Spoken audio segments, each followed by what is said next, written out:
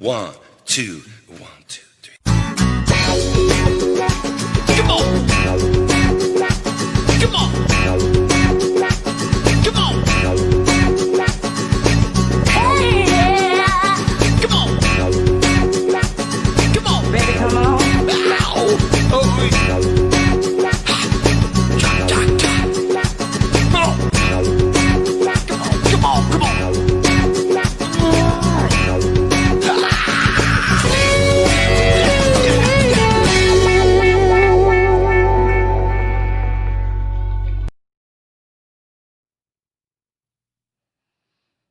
Oh, didn't see you sitting there. Welcome Stanford Musicians Group. Welcome Facebook Live. I am Frank Tosto. Welcome to the Band Setter live stream show, Premiere Edition. We are excited to get started. We have so much on tap this evening. And, at first, I guess I want to address the obvious, and that is, just a bunch of questions that I've gotten over the last couple of weeks in terms of the actual naming of the show and the whole format of the show. So here's a newsflash. This show is not going to be that much different than our old show, but I thought it was probably time to retire the old name, primarily because I think, cross our fingers, real open mics, non-virtual open mics will actually resume before long.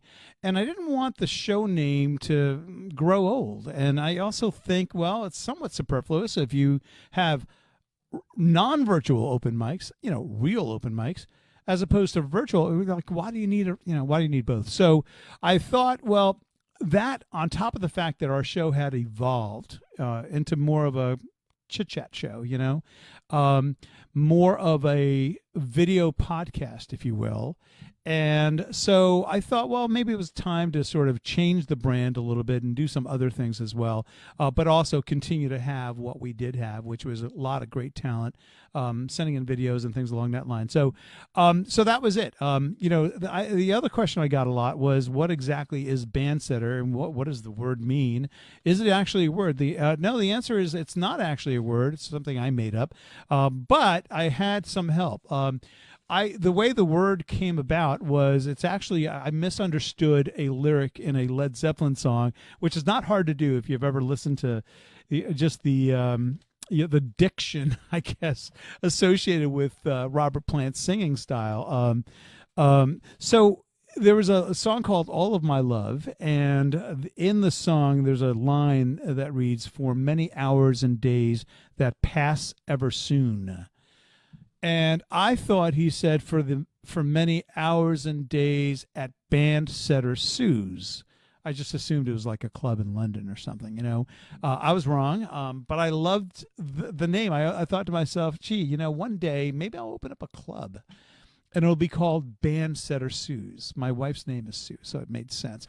But then, I've used the word band setter as sort of a pseudonym for other projects that I've been involved with, and so I thought it fit here. So that's the word band setter. That's where it came from. And, I probably won't tell that story again. So, hey, you're in luck. All right. So to get on with this evening, we've got so many great visits from so many great artists. Laura Budzelik will be here. So will Tony Ryder. The Wind Up, the new band from Nick Amico. And friends, the Wind Up, Charles Baymig and Leslie Schoen, always a hit. They will be here this evening too, as well as a few visits with some friends. Chris Matos over at 812 Guitars. We'll stop in and see what he's up to. And also Frank DeAndrea at Sound City. He's got some updates for us as well. So we're excited to get going. Now, before we start, I wanted to point out the fact that if you listen to the intro of this program, there was a song that was playing, some music that was playing, which is actually done by Richard Keith and the Occasional Playboys. A shout out to Richard and the Occasional Playboys, because I love the beginning of that song. That song is called Call It Yesterday, but I messed around with it, and I said to Richard, I hope you don't mind me messing around with it. I snipped it and I snapped it a little bit, and then kind of made this loop and all that stuff. But it's an infectious song, and if you have a chance, check out the album.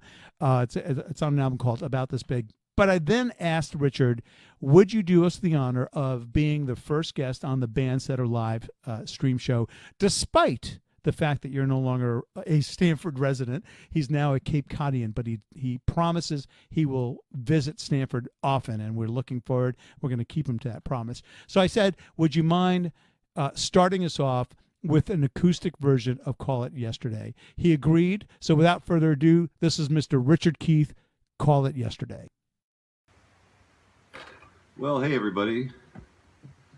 Hello from cloudy and rainy Cape Cod, Massachusetts.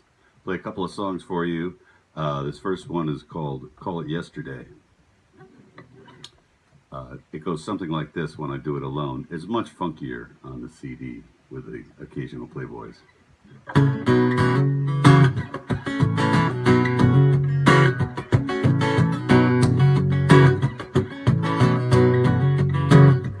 Come to me in the rain, soak to your skin. You can leave a puddle on the floor. I want more, I wanna lay you in. Come to me in shame for the things you've done. You can spend time out on the mind. I wanna hear what makes you run.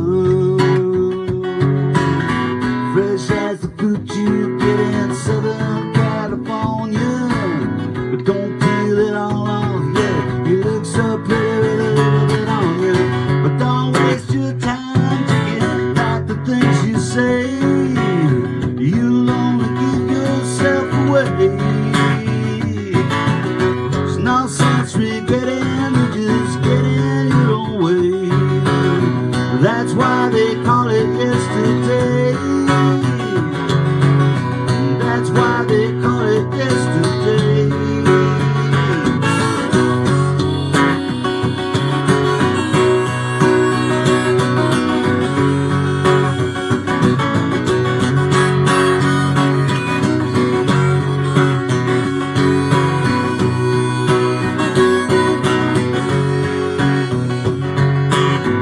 Safe as a house on fire, it's standing by the water. Sound like a breath exhaled from the ruby red lips of the devil's daughter. But don't waste your time taking back the things you say. You'll only give yourself away. There's no sense regretting, just getting your own way. That's why they call it yesterday. That's why they call it yesterday.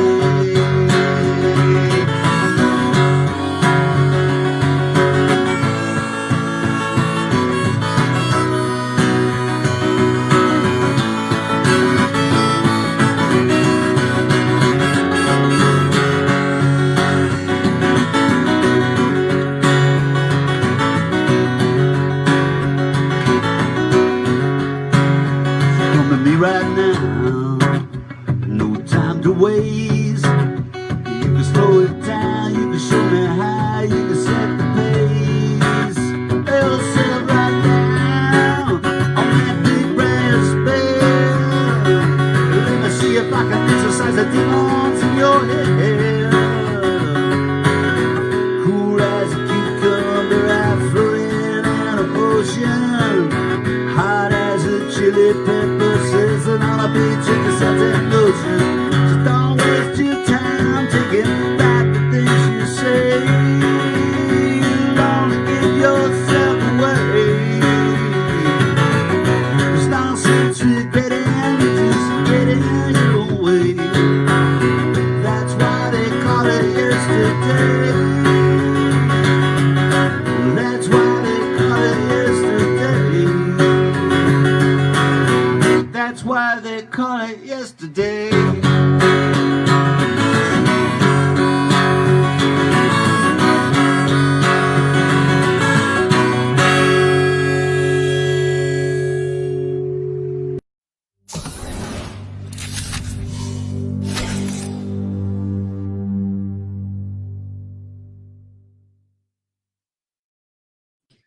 That's why they call it yesterday. You're the man, Richard Keith. How you doing? That is indeed, Frank. Congratulations on your wonderful new show. Well, thank you very much. That's very kind of you to say. Let's get the obvious question out of the way. If you can bring any rock star back, dead rock star back, who would that be? I got to go with the first one that popped into my mind, and that was Prince. But I started to mouth John Lennon. Okay, I got it. You know what? And just as Prince popped into my head, that John I mean, he got the short end of the stick on this, so you figure bring him back. But I think somebody recently asked, which one devastated you the most, and I think I had to go with just because of the of course. I mean, how could you possibly? Right. Great idea, by the way, starting the show with such a downer. What the hell? This is what the show's all about. So Exactly. some heavy hitting. First of all, again, many thanks to you and the Occasional Playboys for lending your sound and your intro. Thank you, Frank. We're honored. I messed around with it and I looped it and I had some Well, "Come on" in the background. yeah. No, I love that you did that, and I alerted the boys by text yesterday or today. I haven't heard back from many of them, Right. but I'm sure they're Right. watching, and I'm glad at the end you have a little bit of Rory's fantastic lead guitar. Oh no, it's that whole song and that whole album is. I've said it a million times. I don't have to repeat it, but it's an excellent album. And really, anyone that is checking the show out and hasn't heard the Richard Keith album, check it out. You can download it pretty much everywhere. You are now, as we mentioned Thank earlier, you're no longer a Stanford resident. We miss you. And I miss all you guys too, really do. But what's Cape Cod been like? It's been great. Little cool and rainy the last couple of days, but and I guess, but you've been up there for many years. I mean, I know you certainly have had a home there, or at least a second home, or what have you. Yeah, we had this little 3-season cottage here for many years, and so we came up here on vacation all the time. And we bought a home a year or so ago, humble little 2-bedroom. Oh, cool. So my question is, what's the music scene like? Sort of where you're in Eastham, I believe. Eastham. They say Eastham. I want to say Eastham. That's better. Okay. But honestly, I don't know. I mean, I know there's great musicians out here. Some of them are, there's a couple of national folk musicians that live out here. Some of the guys from, if anybody remembers, NRBQ. Sure. Are out here, wow. and they play locally a lot, and there's lots of great music. But of course, I moved here at exactly the wrong time to join that. But I'm all in. There's an open mic in Wellfleet, Massachusetts, that I was at 2 years ago, and that was a really nice scene. And I just checked it out last week, and they're doing a virtual thing this Wednesday. And they said now it's become huge. There's people from all over the world. Nice. I sent them my stuff, and they sent me a link. So apparently I'll be on this Wednesday. I will be posting that on Facebook as part of the Wellfleet virtual thing. So the second song you sent in, you actually do a nice little talk up about it, and so I'll spare. I'll let that speak for itself. Yeah, it'll speak for itself.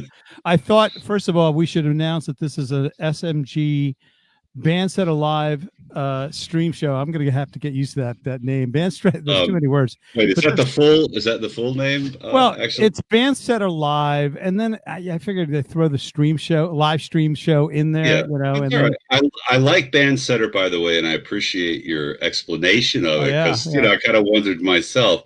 Interestingly enough, while you were describing it, the song I'm about to play is really, the lyrics are from a famous old poem, right? And it's kind of a nonsense poem. I think some people will recognize it, but many of the made up words in there are described as, and I'm probably pronouncing this wrong, I always say portmanteau words.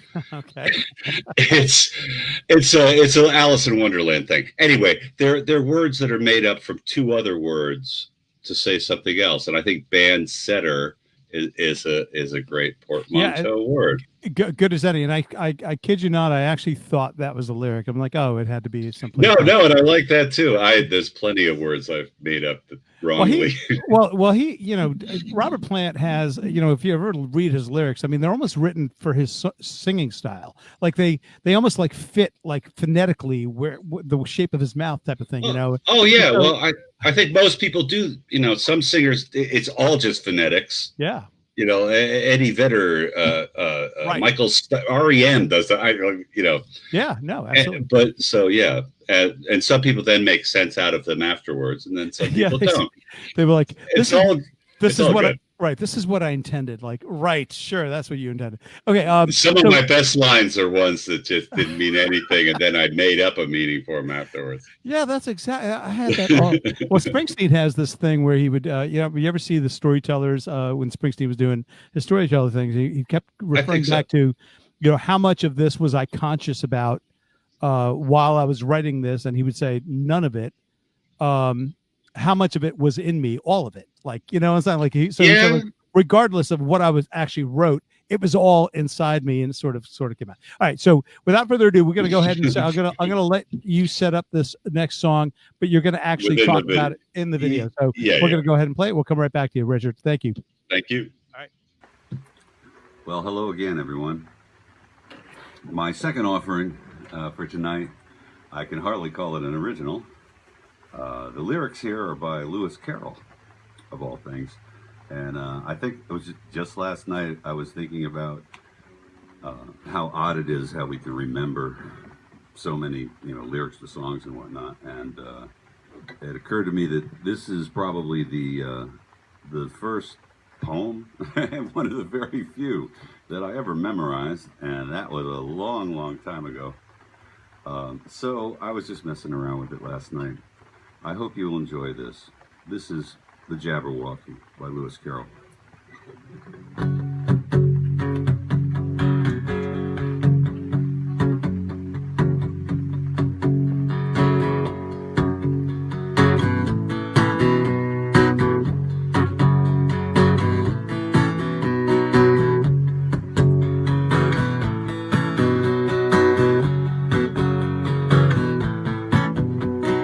Really in the slide that toes a Garen Gimble in the wave on Mimsy where the borough blows and moon rise out of grave. Beware the Jabberwocky son, the jaws that bite, the claws that catch. Beware the judge of bird and shun, the booming Spanish snatch. He took the purple sudden and on time the max and foe was hot. Rested here by Tum Tum Tree and stood a while in thought. And as an orphan started, stood the Jabberwocky with eyes of friend came whiffling through the tuggy.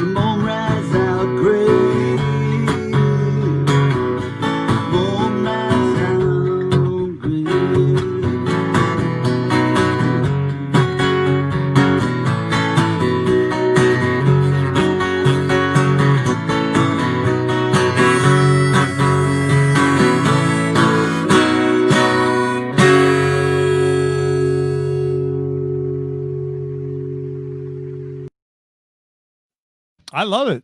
That's great. On the next CD, I hope.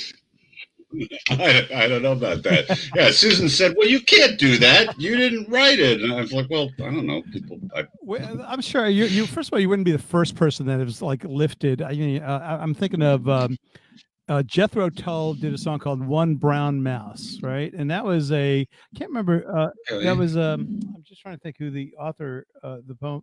It's a famous poem, but I was like, "What? Can he do that?"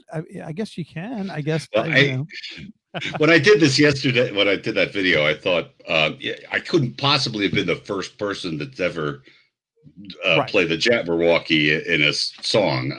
I don't know if I ever heard one, but I probably did. And yeah, people do that all the time. Joni Mitchell did it with a Yeats poem. Right. And Paul McCartney on the Beatles, the last song on Abbey Road, Golden Slumbers. Apparently he took that from a 1600 era something or other. So it's amazing where a lot of the artists that we love and know and where they get their inspiration. Like happens to be in a book. You're probably too young for this, but that reminds me of a commercial that we used to see in the 70s. Many of the the songs today were actually yeah. written by the great masters. So, I all right. remember that. I'm not Yeah. that Oh, age. okay, you did. All right. Hey, thank you, Frank, and thank you so much. I really was honored to be your first, but Right. you've got many more people to get to. So enough. We appreciate that, Richard. That's more than enough of me. Richard, thank you again. I can't thank you enough for all of your support, and also, keep coming, keep churning out some terrific music, and Oh, I will. We'll look forward to having you back. Oh, and by the way, hey, I'm back next weekend. I will be playing in downtown Westport with David Rao and many other people. I'll be posting it on Facebook. Thanks again, Frank. Thank you, Richard. Take care, man. Have a good evening. You too. All right.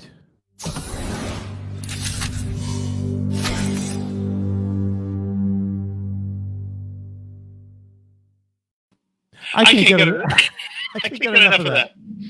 That looks amazing. So high tech. Here we go again with the echo. You don't hear it. We may have to visit a little sound check next time, Frank. I don't mind because I feel like I'm at Yankee Stadium. Okay. Now batting.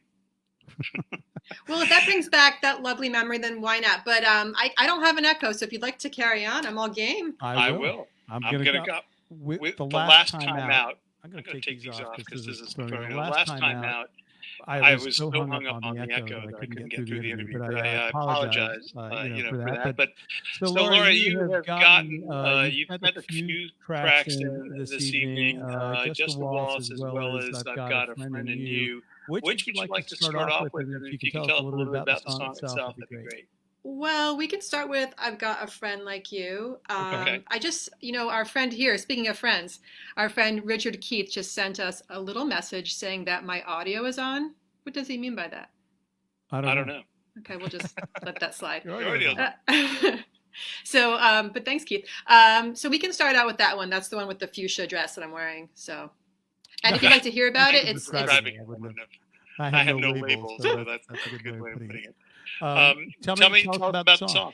Yeah, the song's about friendship. It's about basically the test of time. And, it's not so often that we have friends that last for decades and decades and people who check in on you and share common interests. And that's just what it's about. It's about, well, it could be new friends and old friends, really. People who actually make the effort, especially during this time. So, yeah.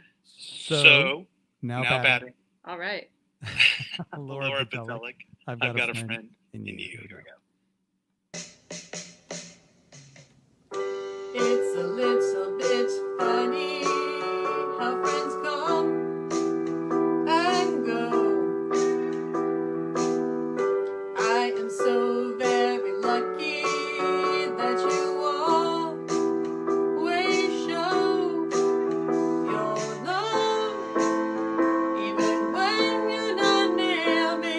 Your love, even when we disagree. And by the way,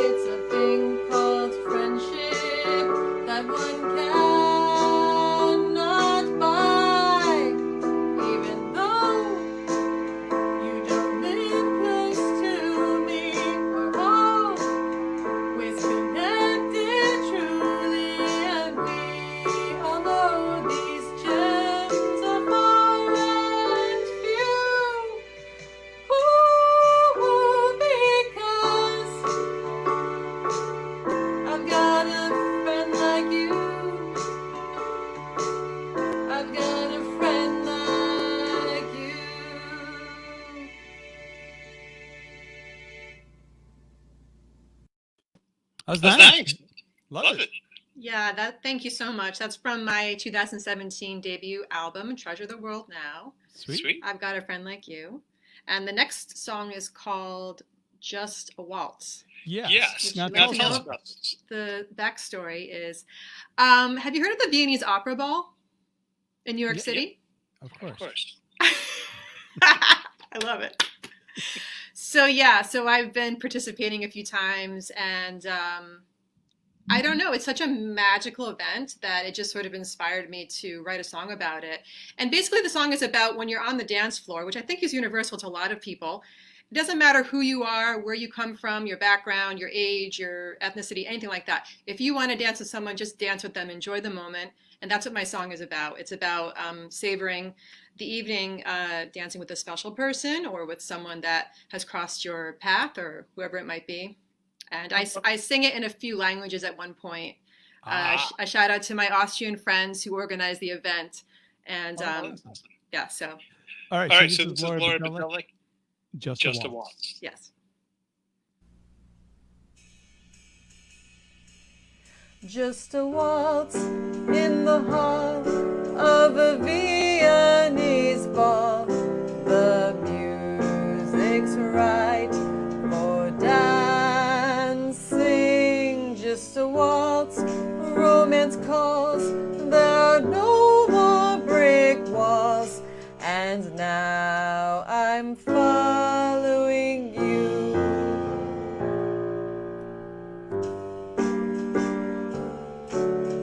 Baila conmigo, danse avec moi. Baila con me, tanz mit mir. Just a waltz overall. We don't have to play false because we're only dancing. Just a waltz after all. Yet formality falls as I still follow you.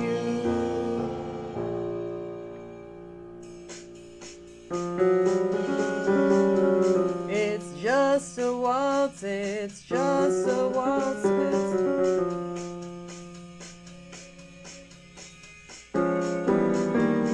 Baila conmigo,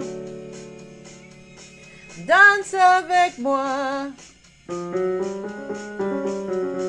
Baila con me, tanz mit mir, tanz mit mir.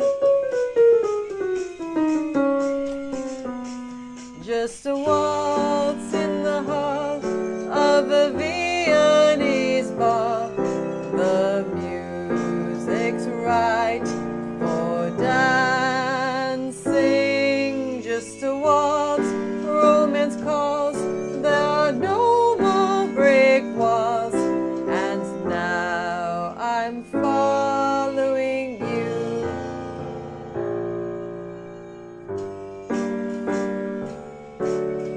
Baila conmigo, danse avec moi. Baila con me, tanz mit mir. Just a waltz overall. We don't have to play false because we're only dancing. Just a waltz after all. Yet formality falls as I still follow you.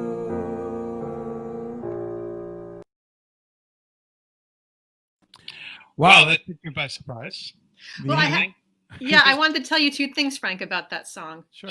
First of all, the costume that I'm in, it wasn't for this show, I have to admit, although it did go well with the waltz theme. I don't know if you know this. I think I told you in our message we were writing together about the show. I was in a Jane Austen play, but it was online the other day. So I'm wearing, it was for Emma, so it was very period costume. So that's where that came from. And then also, what was the other thing? I know you're such an amazing musician. You probably could tell that it goes from 3/4 waltz to 4/4, the rhythm of the song. I was gonna. Yeah. Yeah. So it's a little bit. I've never played it live. I've always played it in this. I've always just recorded it in the studio. Yeah. So I'm curious to see what it would be like when I do play it live. So I have to sort of like switch over, and it's a little bit avant-garde, So, but hopefully it was fun for the audience. I enjoyed it. I appreciate the fact that you're so talented, multilingually. Oh, thank you. Well, I admire you so much. So, I mean, honestly, I can't wait to get back together with everyone. And I would love to do some Beatles songs. Hear you play. No, you play a few instruments. So I got a few. You can see him, right? All right. So I will spare the audience of my echo. I do like that. You don't hear it. But when you play this back, you'll hear it. No, and the funny thing is I actually just did a show online. There was no echo, so I don't know. But we'll figure it out. We'll talk more about it. And hopefully the audience still liked it. So Laura, thank you. Always a pleasure to have. Likewise. We'll see you soon. Okay, bye-bye. Take care. Take care. Laura Badzelic, and this is me back with no echo. Okay, so I don't know. I have no idea what causes the echo, but we said this last time. We were like, oh, we'll get to the bottom of this. We never did get to the bottom of it because, well, I'm too busy. No, I'm just kidding. All right, we will bring on our next guest, Mr. John and Dawn. I was going to say Mr. John and Ms. Dawn, but it's really John Clunan and Dawn Rishardi. How are you guys doing? We're doing Good, thank great. you. Doing great. Welcome to the Band Setter live stream show. Thank you. So glad you're back on, Frank. Well, thank you. It's only been 2 weeks. I haven't been missing for weeks or months. So first of all, thank you for joining us this evening. You guys are always a pleasure to see. And I've noticed that you've got a few gigs happening. Yes. I think there's one coming up, right? What's coming up? Well, not a few gigs. We were able to get someone that we've worked for before, Matt. I'm spacing on his last name, but he runs Wilton Pizza. Sure, Matt from Wilton Pizza. We know him. Yeah. Yeah, he's a fantastic saxophone player. Yeah, and he makes really good Italian food to their restaurant. That's the important part, right? So the past couple of Saturday nights, we were blessed with breezy, cool, dry weather. Yep, sure. And so it just felt good, after this shutdown that we've been through, to be able to get out and play for people. And it was a modest crowd, believe me, but we had a lot of fun. And they paid us in food. We'll work for food, Who right? could hate that, right? So you sent in a few songs, one by Crosby, Stills, Nash, and one by the Dead. Which would you like to start us off with? Well, I'm not sure which one you're gonna.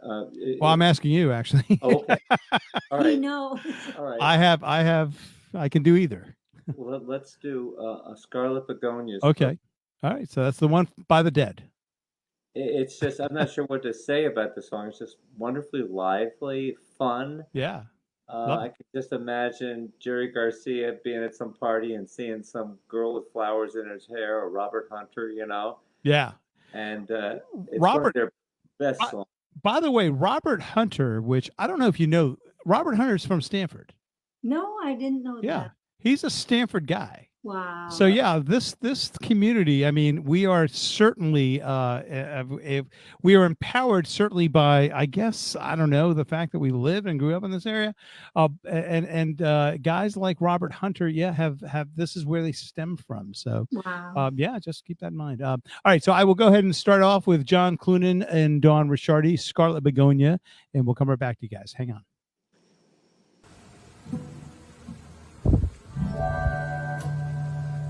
Okay, here's a Grateful Dead tune by Robert Hunter and Jerry Garcia called Scarlet Begonias.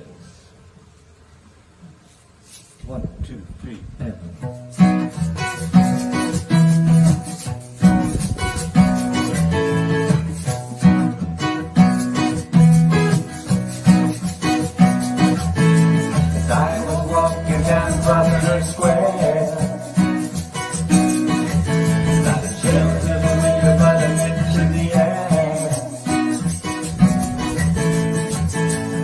other direction, she was calling my eyes. Could be an illusion, but I might as well try. Might as well try.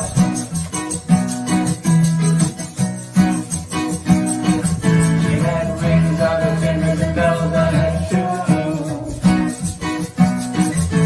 And I knew without asking she was into the blues. She wore scarlet begonias stuck to her nose. I knew right away she was not like other girls, other girls.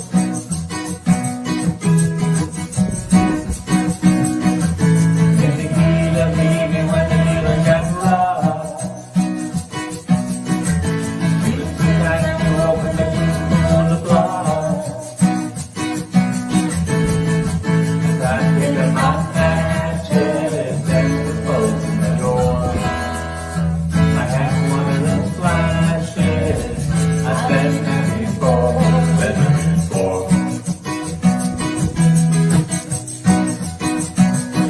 Well, I ain't on the clock, but I've never been wrong. Selling turns out the way it does in a song.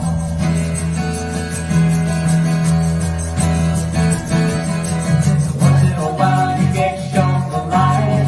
Strangers of the ways if you look at it right.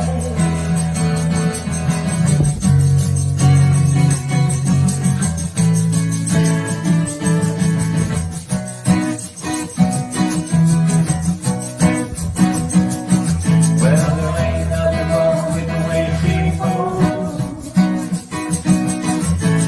The scarlet begonias and the blues. And there's nothing wrong with the look that's in her eyes. I had to learn the hard way to let her pass by, let her pass by.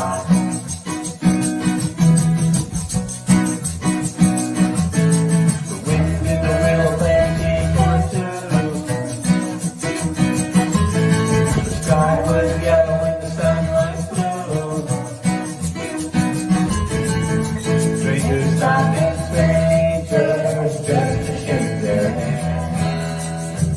Everybody playing in the heart of gold band, heart of gold band.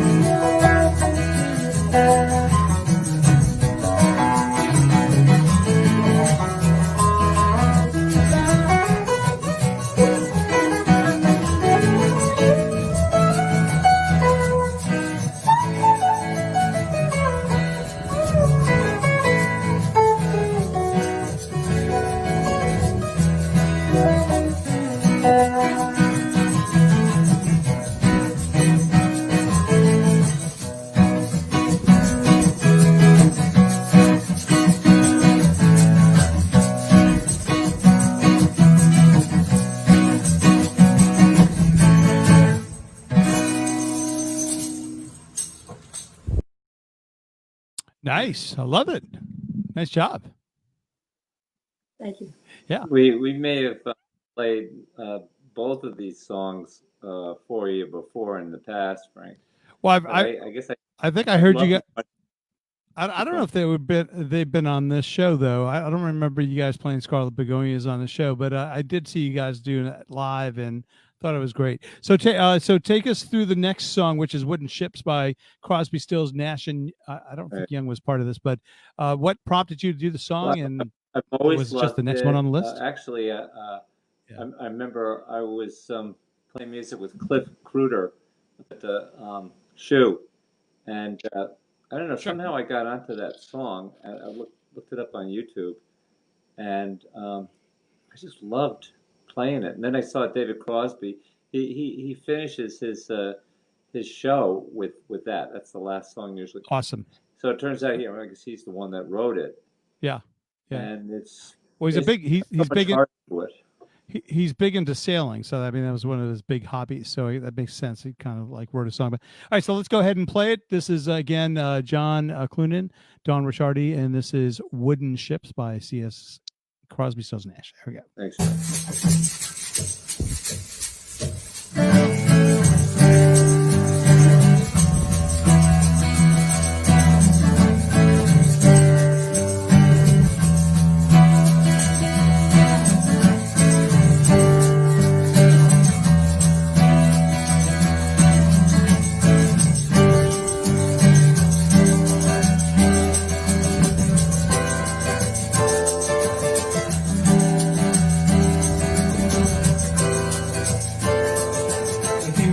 Smile at me, I will understand. Because it's something everybody everywhere does the same language.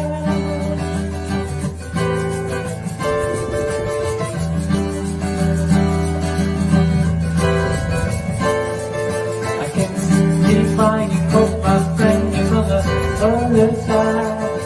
It's just one thing I got to know. Can you tell me, please?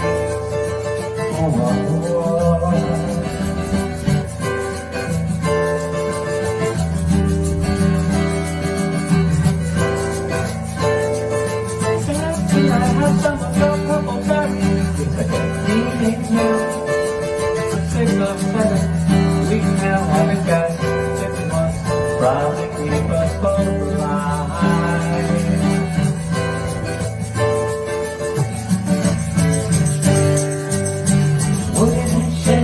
On the water, very pretty and easy, you know the way it's supposed to be.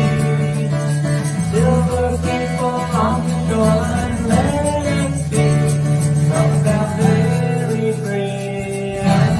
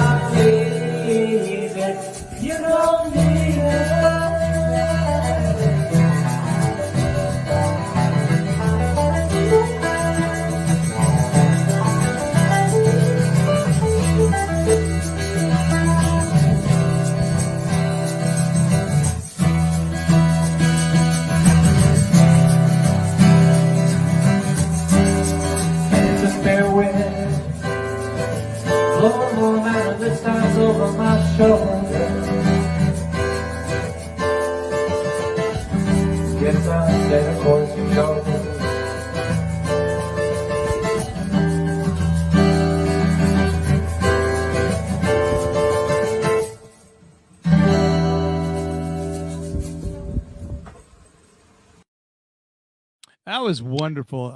John, again, kudos on that looper pedal. It's just insane in terms of how well you are, how well you play that. I guess, for lack of a better term, you're playing the looper, right? Yeah, Yeah, that's right. Yeah, you do nicely. I just record. Thank you so much, Frank. I record a verse while I'm singing it. Right.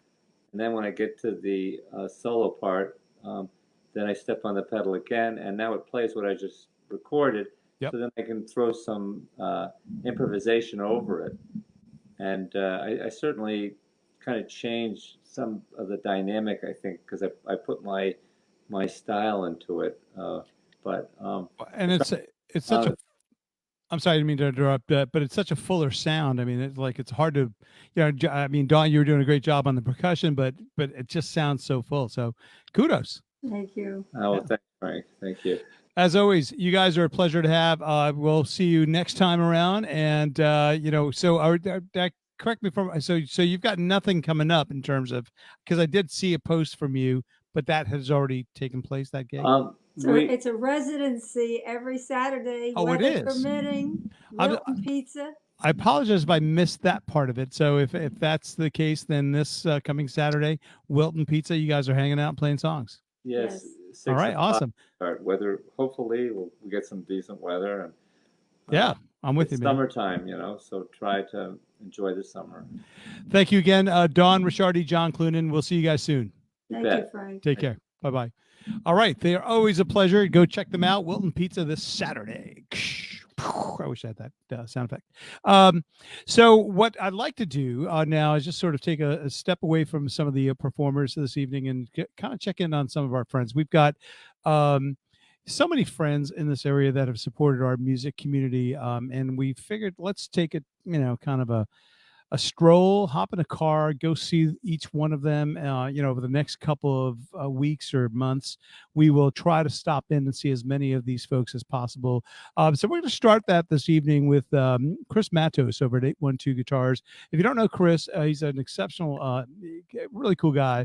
You'll get a sense of him in this piece. There are two parts to this video because I'm limited. I think you all know I'm limited to play any one video. It has to be within a 5-minute thing. So I've got to, if it's a 10-minute video, I've got to break it into two parts. So you'll understand. You'll get the gist of this after I start playing it. But go ahead, and we'll start this if I can find it on my little. Here it is. All right. So this is our visit to Chris Matos at 812 Guitar. All right, so here we are down in Greenwich, Connecticut, standing right in front of the 812 Guitars sign. Behind that door is Chris Matos, who is the purveyor here. He's the resident luthier. We're going to go inside, have a real quick conversation with Chris. He's been a friend for many years, one of the real premier luthiers in this area. So let's have a look and see if he's here. I think he's here. I think he knows we're coming. Hang on. Oh, I hear him. Here he comes. Chris, what's going on, man? You're there. All right. So we're going to go inside. First of all, before I do that, I'm going to throw on a mask. Yeah, we got to get ourselves all. Yeah, fun. All right, Chris. What's going on, man? Oh, just hanging in there. How you been? All right so far, man. Busy. Now, you're not doing your nails, are you? No, not yet. I actually cut them this morning, but I really, with the nails, I get some nasty stuff going on sometimes. Luckily, no fungus. So I'm just going to shut this door. First of all, this is the inside of what a real luthier's lair looks like. It's just full of all sorts of fun stuff. Yeah. Every time I walk in here, I'm like, wait, what is that? Hey, and I just asked you earlier, like, what is this thing over here? You're like, yeah, they're called frets. Like, oh, that's what a fret looks like? I've only seen them on a guitar. So how you been? Not bad, dude. Not bad. Yeah. Busy and, COVID has been rather interesting because at one point everything stopped and I thought I was going to have to make a career change, probably gathering carts at Home Depot or something. And next thing I know, the phone calls just started coming in. 1, 2, 3, 4. And then now it's like I'm busier than ever because mainly most people here at this area, they're pretty well to do and they're sitting at home and they realize, oh, my guitar sucks. Where are we going to bring it? The major stores are closed and most of the smaller outlets, they're not at the level of what I'm doing. So, they do a little Google search and they find me and bada bing, bada boom. And then this happens. So what? So take me through in terms of timing. When did you? The slowdown started obviously in March, April, early April, whatever. At what point did you find yourself getting back to the normal? I guess in terms of volume. Well, I did take a good 2 weeks off just to kind of decompress because it freaked me out. Then I got back to work and I thought, okay, well, if this all stops, I've still got about 3 months worth of work going on here, so I'll be okay. And I just got to work and kept cranking, but then next thing I know, after a little while, phone calls were coming. I told people, hey, we're on a delay because statewide, we're non-essential, so. Right. But until they gave us the okay, then I started slowly opening up and obviously keeping everything very regulated. Anybody that comes has to wear a mask, and everything is by appointment only. Stuff. Let's talk about a little bit about what you do. And first of all, how long have you been at this? Oof. I got interested in the field when I was 10, but wow. I actually didn't get into it until I was taken on as an apprentice when I was just after I was 16. Wow. And which was East Coast Music Mall up in Danbury, Connecticut. Oh yeah, sure. And everybody remembers all the characters there. Ed Roman. Right. Barry was the one that owned, that's the custom shop, which is where I worked. But the guy that really tricked me out was a guy by the name of Alex Steidel. He's the guy that was the shop manager. Uh-huh. And he's the one that, I guess, saw the talent in me, and then he just tested me on making a nut. And the first time I did one, it took me like 40 minutes. The second time, it took me about 15 minutes. Wow. But the one thing that he told me when I reconnected with the guy was, I noticed that it was so close. And he's like, you were really accurate. Wow. And so he just kept testing me. And so this is not a 9-to-5 job, but what are your typical hours? This job, right, it's not a 9-to-5 job when I'm dealing with people, because I segment my hours. But for the reality, the moment I wake up, if I'm not working on photographs for social media or I'm ordering parts, this is a 16 to 18 hour a day job. Wow. So I'm constantly moving, because you got to keep in mind, I'm the guy doing everything here. Sure. And but other than that, just always cooking, man. Always.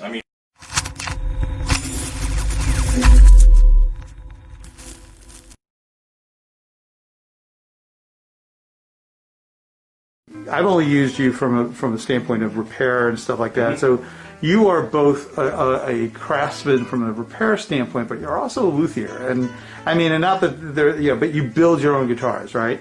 Well, let's roll back. Yeah. Because if anything, we need to segment 2 words. We have luthier and we have a tech, which tech has come out for newer guys, and I mean newer guys in America. So technicians, usually we think of them as kind of like an RN nurse, where they're doing setups, they're doing minor repairs, they'll do electronics and stuff like that. They might be able to buff out a finish for you, whatever. The luthier is now considered, he's a guy that takes the worst case scenario jobs. He's a neurosurgeon, and he also makes instruments. So that's me. Doing all that stuff. Between trying to resolve an issue with a guitar where the bridge was not functional anymore, to building a guy's first custom bass for him, if you can imagine. Wow. And the only thing I got from this was the neck. Other than that, I made the rest of this whole thing. Wow. Gorgeous. So I will use pre-milled parts when I'm building something, or sometimes I'll recycle. All these bodies are brand new, but the necks were saved because they were salvaged from other jobs that the people just wanted a replacement neck, and I fixed them. Sometimes the necks are twisted or they got too much of a bow. I know how to work all that stuff out. What percentage of your work is just routine maintenance stuff, setups and things like that? Oh, man, I'm going to say right now setups account for about 50%. The other 50%, and mind you, this is at 50-50 now. Before it was like, say, 80% setups. Mm-hmm. But the other 50% is heavier jobs like refretting, headstock repairs, mm-hmm. and then there's also restoration work that's starting to come in. And probably one of the cooler examples of that, which this is finally starting to calm down, but this guy right here, this was made by the lady's grandfather. And we've got that dated to roughly 1925. Wow. Handmade by him in his little shed. The guitar was basically stored by the family next to a piano, and it was just there for looks. So for those people that are like me, sitting at home watching, give me some guitarists obviously, give me some practical tips on how to, and don't take this the wrong way, how to keep it out of the shop. But Easy. Yeah. Number one, let's just start off by saying the guitar is nothing more than a tool. All right. So if you're looking to keep it pristine and pretty, my first tip: don't ever play it. If you don't want to scratch it, you don't want to screw it up. Well, that's what don't happened. touch it. That's what happened to this guitar over here. So, yeah. It just didn't play. It looked great. But if you're looking to use your guitar, which is, as I said, it's a tool, you're going to be doing things. Basic tip number one, because I always hear complaints about tuning instability. Tuning instability almost 100% of the time is user error because nobody knows how to put their strings on correctly. The other side of that too is they don't stretch their strings. I'll see guys and they'll do this maneuver where they'll go, I stretch my strings, I do this. That's not stretching your string at all. Stretching your string is actually like grabbing it and doing one of those. Up and down the neck. Up and down the neck. Up and down the neck. So one, can you hear that? Yeah, sure. It's called calluses, kids. Day in, day out. All right, Chris, this has been great. Thank you for allowing us to look around. This is and it's great to see you again. I'm glad things have sort of gotten back to where they were, and cross our fingers that'll be sustainable and into the future. Everybody just has to do the smart thing, but other than that, man, just all you guys keep practicing, keep playing. I mean, don't disappoint me. I quit playing years ago, and now I'm doing this. So come on, don't hurt my feelings. I gotta live vicariously through somebody. Okay, that's Chris Matos, 812 Guitars, Greenwich, Connecticut. If you need any work done, check him out. Go onto his website or just give him a call and tell him you saw him here. Back to you in the studio.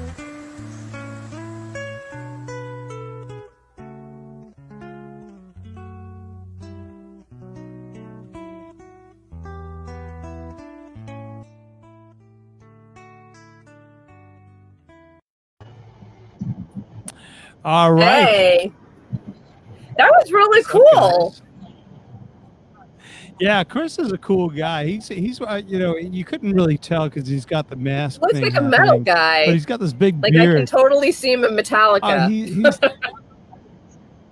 well, and he's also I don't even know if you can. He's also like 6'4". No, he's probably not that tall. But he's probably like 6'2". He's a pretty intimidating guy. Like I was like, yikes, good to see you, Chris. But a really good guy. He's done a lot of work on my guitar. Yeah, Charles, I know you know him. He's done a as well. couple repair jobs for me. Sure. He replaced a fingerboard on an old Rickenbacker copy bass, which was just a total miracle that he was able to do that because it's a neck through. So he had to steam the old fingerboard off, replace the truss rod, and then glue the fingerboard back on. And looking at it, you could never tell that it was done.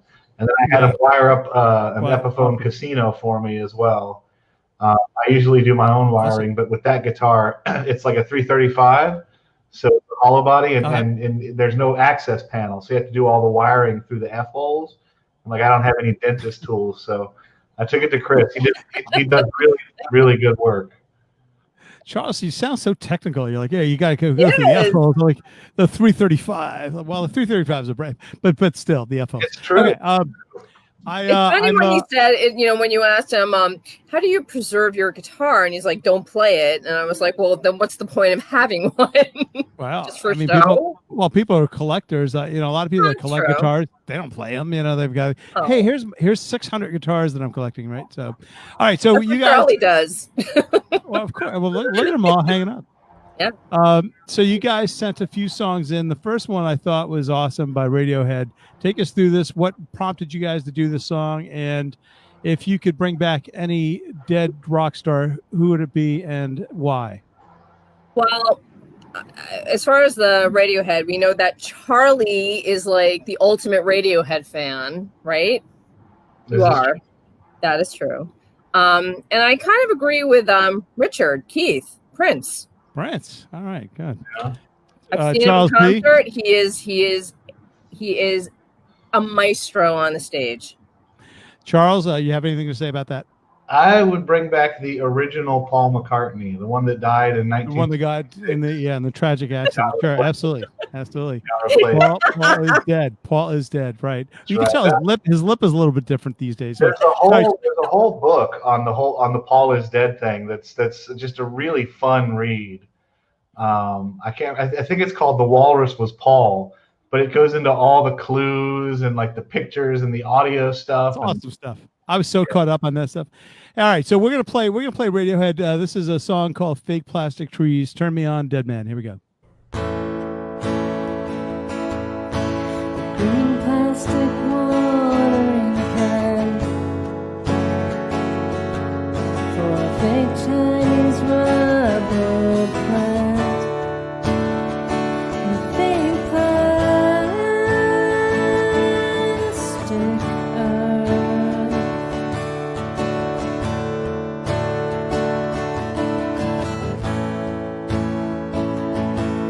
But you bought from a rubber man in a town full of rubber plants to get rid of itself. It wears around.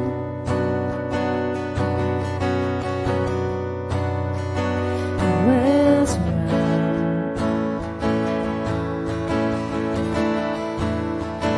It wears around. It wears around.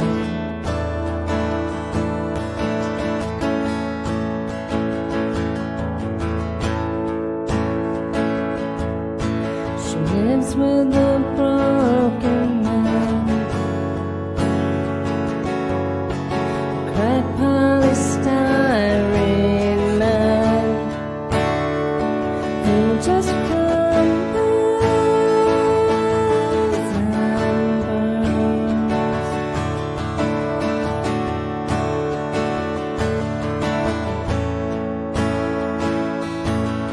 He used to do surgery for girls in the 80s, but gravity always wins. Wears around.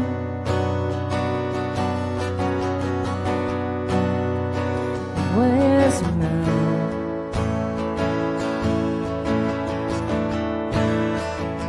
Wears around. Wears around.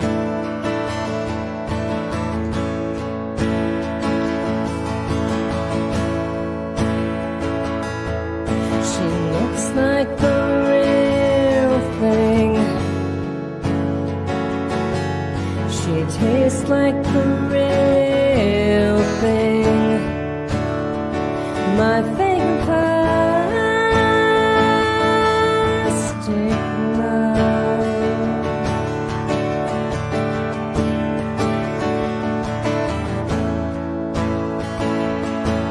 But I can't help the feeling I could blow through the ceiling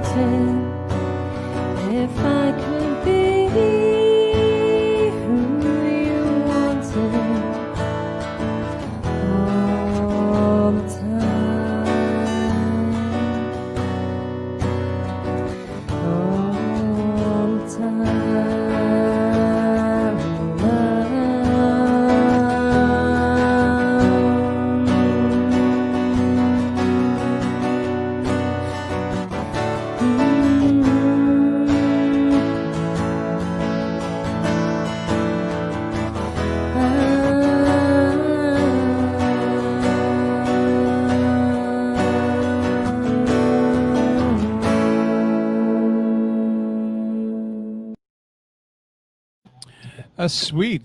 We got Charles drinking a beer. Hey man, you're back. Well, hey, I have water. Does that count? All right. Frank, I don't know if you noticed, and we had to make sure that it was a real close edit because that video is 4 minutes 59 seconds. And I actually did notice. I was just like, man, these guys are. Yes, Charlie and I were like 5 minutes. 5 minutes. It's not like it sounds like it's like I'm just being a jerk about it, but like the reality is, once I try to load anything that's in excess of 459, it rejects it. So that's one of the things. But actually, it was Charlie who said it. So the next one is a Sheryl Crow song, I believe, right? Tell us why you selected this song and a little bit more about it. I selected it because we were like, let's try and find a song. So I started going through my iTunes, and I was like, let me see about what I've got as far as Sheryl Crow, my iTunes, and I saw that song and I listened to it, and I said, what about this? And he was like, okay. So yeah, okay, that was it. Great song. It's a great song. We actually picked our next 2 songs for the next one. All right. This is called Shine Over Babylon, Sheryl Crow, done by Leslie Schoen and Charles B. Here we go. Hang out, guys. We'll come right back to you guys.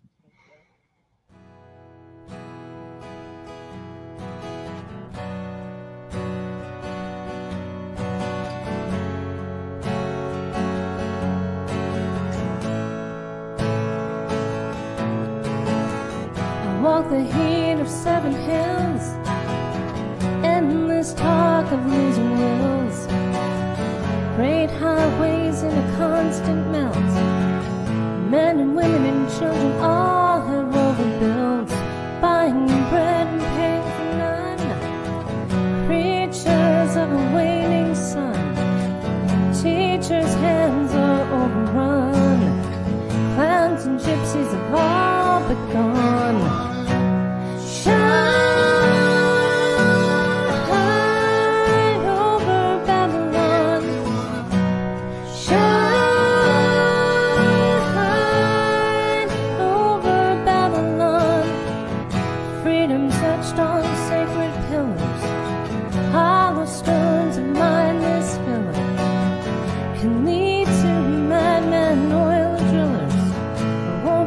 Before we all are killers. Little boy lost his way up the mountains, cities drowning under boiling fountains. I dreamed of chilly sunlit days, I was trembling in a golden haze. Shine over Babylon, shine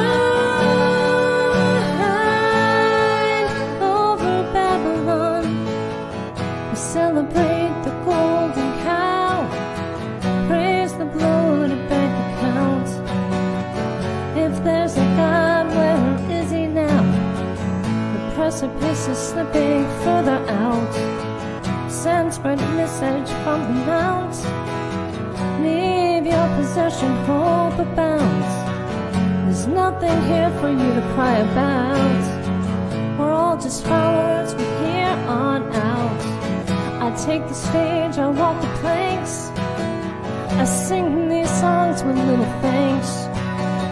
I wait for a shout from crazy cranks. I stand amidst the brown shirt ranks. I found my way to Alexandria, where gurus bubble up on ganja. Scavengers, they will run up and hand ya all the junk that should have damned ya. Shine over Babylon, shine over Babylon. If everything was life free, you'd float in your own reverie, the things you could never see. Seal the gap between you and me. Shine over Babylon, shine over Babylon.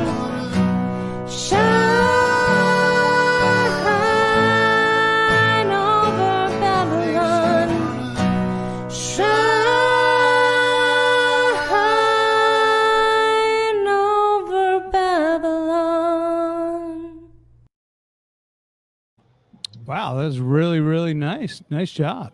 Yeah, it was fun. Yeah. It's Yeah, always Charles, fun. nice.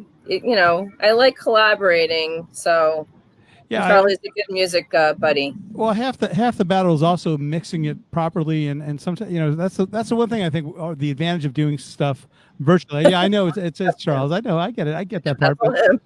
But I think the beauty of this whole format is that you really are able to sort of, if you really want to work at it, kind of mix it the way you want it to make to sound, etc. And so that's different than in an open mic where you kind of everything else anything goes at that point, like, and everything is sort of left to chance. But Charles and Leslie, you guys are awesome. We look forward to seeing you guys again. Thank you again for being part of this. Welcome back. Thank you. Congratulations on the new format, and I love your graphics. Well, thank you very much. Just a little bit of a chalkboard in the background. All right, guys. That's Leslie Schoen, Charles B, and we'll see you guys soon. Take care, guys. All right, bye, Charlie. Be well. Bye, Frank. Be well. All right. We are going to move along. By the way, a real quick shout out to the folks. I'm sorry. I've got Tony on and I've got Charles on as well. All right, Tony. How you doing, man? Doing all right. How are you? This is Tony Ryder, ladies and gentlemen. I wanted to just mention the folks that are in the green room. We are running a few minutes behind because I am blabbing again, as I always do.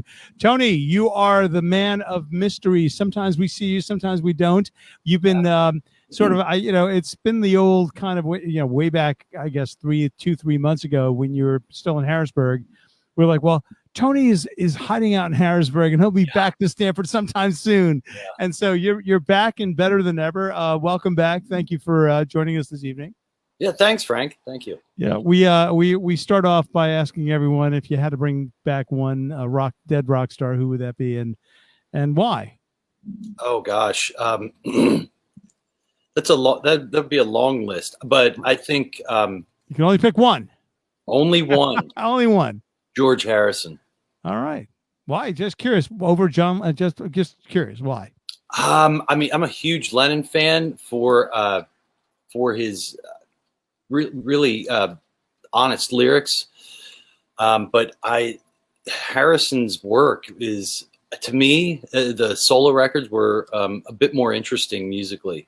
Yeah. I agree with that. You're right, and that's the thing about George Harrison, and that's a great call, by the way. I hadn't really thought about George Harrison. I have my own little list, but anyhow, enough of that. Tony, you've actually sent in 2 things this evening, and the first thing is I did.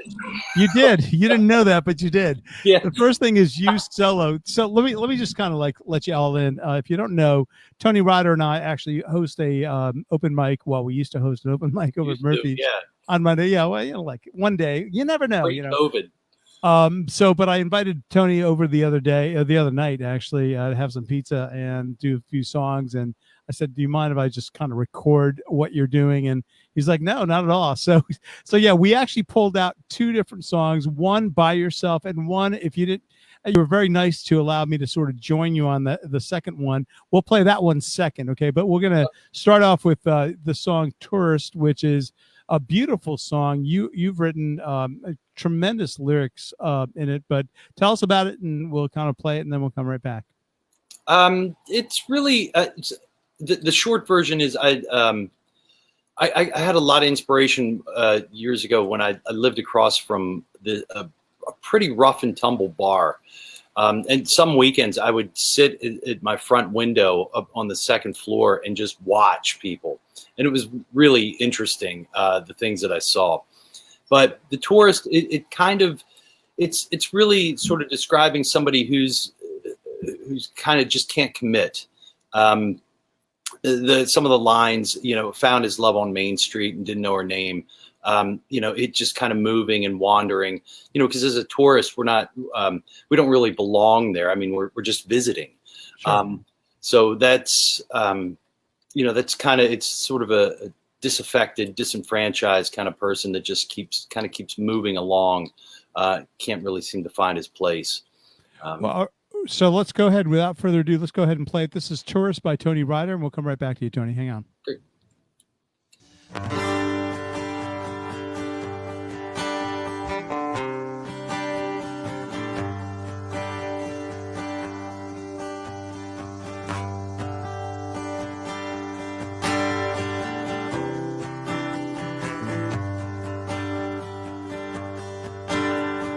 Maybe there's I love yous, the words of someone new. You're caught up in a head full, lost in words of truth. Can you ever get it right? Another Friday night, lost inside the weekend, of beers and booze and blow. It's a poet on the bar stool, he's a drunk when he's at home. He's a tourist in his fight.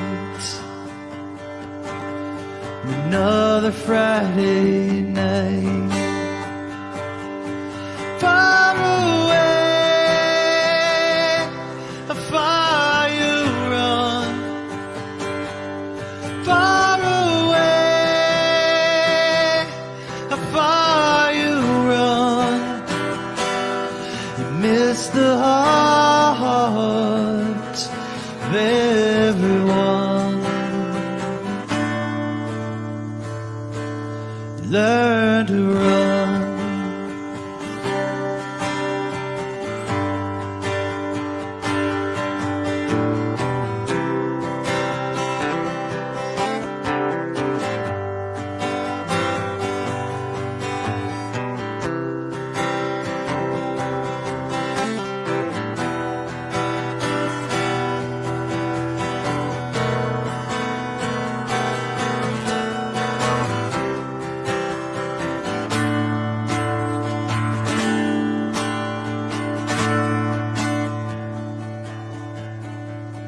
Found his love on Main Street, didn't know her name. She settled up his bar tab and then bought some more cocaine. He's a tourist in his fight.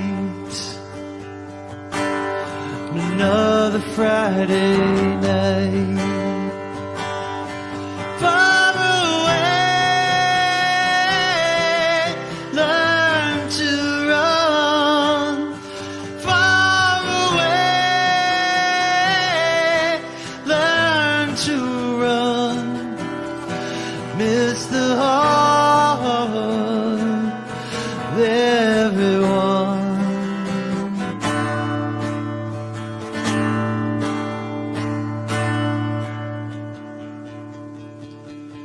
Dead end street, learn to run.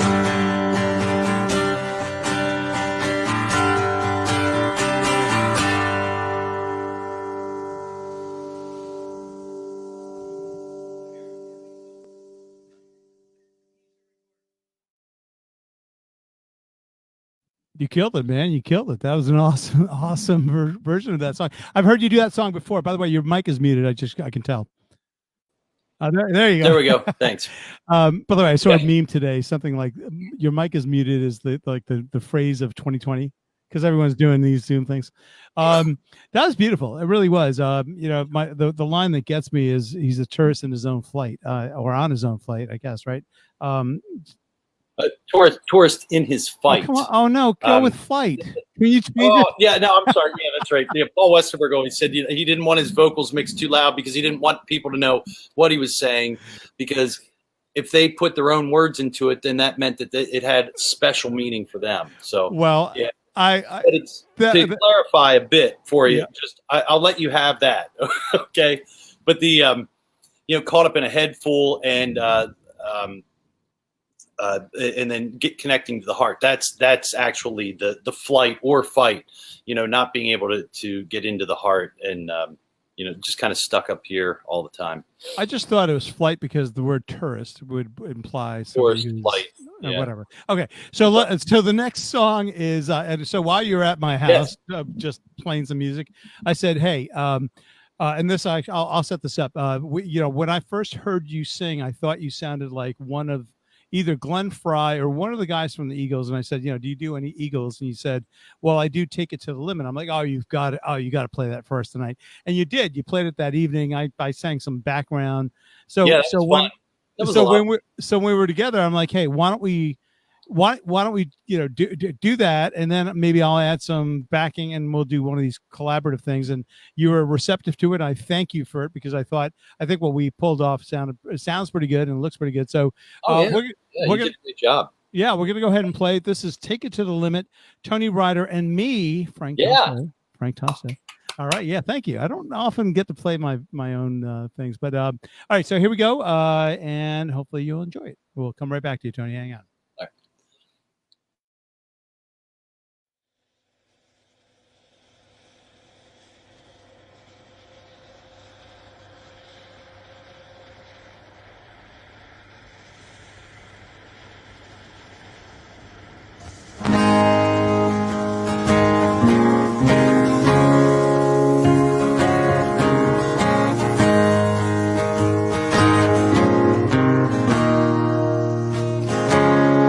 All alone at the end of the evening, and the bright lights have faded to blue.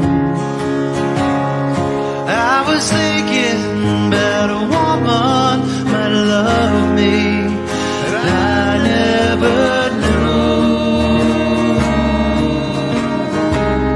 You know, I've always been a dreamer, spent my life running around.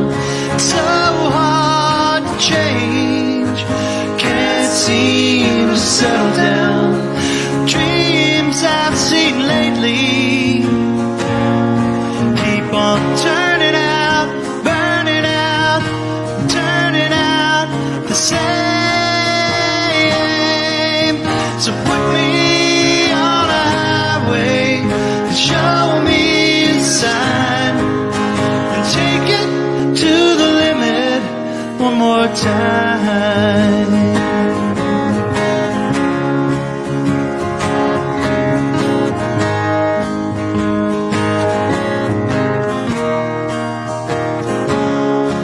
You can spend all your time making money. You can spend all your love making time. If it all fell to pieces tomorrow, would you still be mine? When you're looking for your freedom, nobody seems to care. Can't find the door, can't find it anywhere. There's nothing to believe in. Still you're coming back, you're running back, you're coming back for more. So put me on a highway, show me a sign, take it to the limit one more time. Take it to the limit, take it to the limit, take it to the limit one more time. Take it to the limit, take it to the limit, take it to the limit one more time.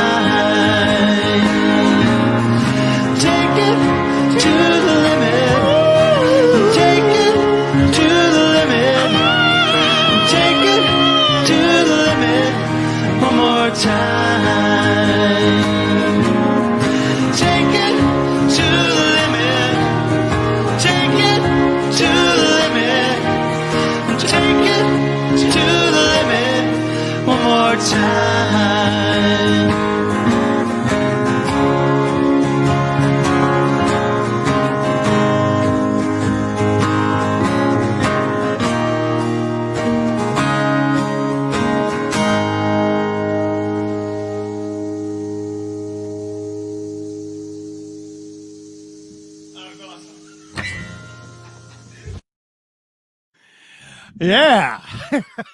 Yeah, that's great. Yeah. I love watching. It's like once you edit it and you spend so much time putting all this stuff together, to watch it back sort of in a, I don't know, I guess relaxed state because I'm drinking beer. It's it really did come together nicely. Thank you again for allowing me to join you on that. Let's do it again. I pick a song. Pick man. another one. Pick a song. We'll do another Eel song, whatever. But Tony, always a pleasure, man. Thank you again for joining me. This is Thank you. Yeah, and I we'll see you soon for sure. Yeah, thanks. All right. All right, Tony Ryder, the great Tony Ryder, and we'll say good. Yeah, hey, come on, why not, right? It's my show. It's my show. Okay, it says, your look, it says my name in the freaking thing, so it's my logo. Okay, see you later, man. See you. Have a good night. You too, bud. All right, that is Tony Ryder, and always terrific. Let's bring in Mr. Matt McDonald. What's up, brother? Hey, Frank. What's going on, man? A good long to time see no you. see. Well, you've been on vacation for like the last month and a half. You Wall Street types. Like, yeah, I've been on vacation since like May. For real, right? So I'm working hard, Frank. I got a lot going on. Okay, sure. Okay. My boss might be watching. I'm sorry. Did I say that out loud? Matt, you sent in a couple of. You're a big Kinks fan. I think people that have watched this show recognize that you're a big Kinks fan, and and we will. The reason I'm laughing is we've got some crazies in the green room that are doing all sorts of things to the camera. And nice. I won't be. I'm not going to be explicit or anything, but I'm trying to avoid looking down. But so we've got one song by the Kinks, which is actually I think it probably is my top 5 favorite Kinks song. Oh, nice. And that's great. No, absolutely. I've said this before, but I love Dedicated Follower of Fashion. I just love that song. So we'll go ahead and play it, and Matt, and we'll come right back to you. So. This is Matt McDonald doing Dedicated Follower of Fashion. Here we go. All right.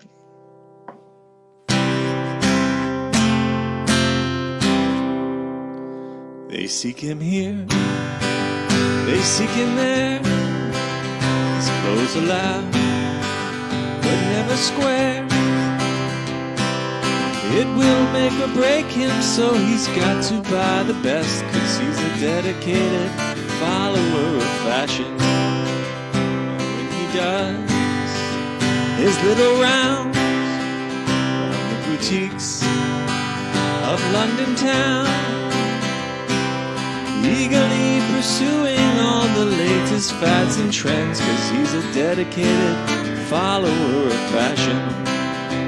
Oh yes he is, oh yes he is. Thinks he is a flower to be looked at, and when he pulls his frilly nylon panties right up tight, he is a dedicated follower of fashion. Oh yes he is, oh yes he is.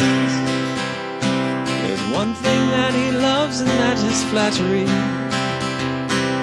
One week he's in polka dots, the next week he's in stripes, 'cause he's a dedicated follower of fashion. They seek him here, they seek him there, in Regent Street and Leicester Square. Everywhere the Carnabetian army marches on, each one a dedicated follower of fashion. Oh yes he is, oh yes he is. His world is built around discotheques and parties.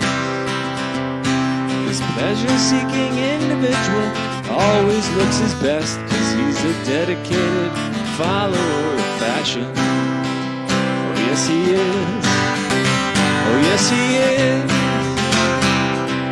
Fits from shop to shop just like a butterfly.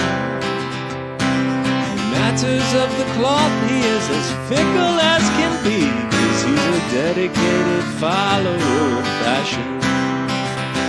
He's a dedicated follower of fashion. He's a dedicated follower of fashion.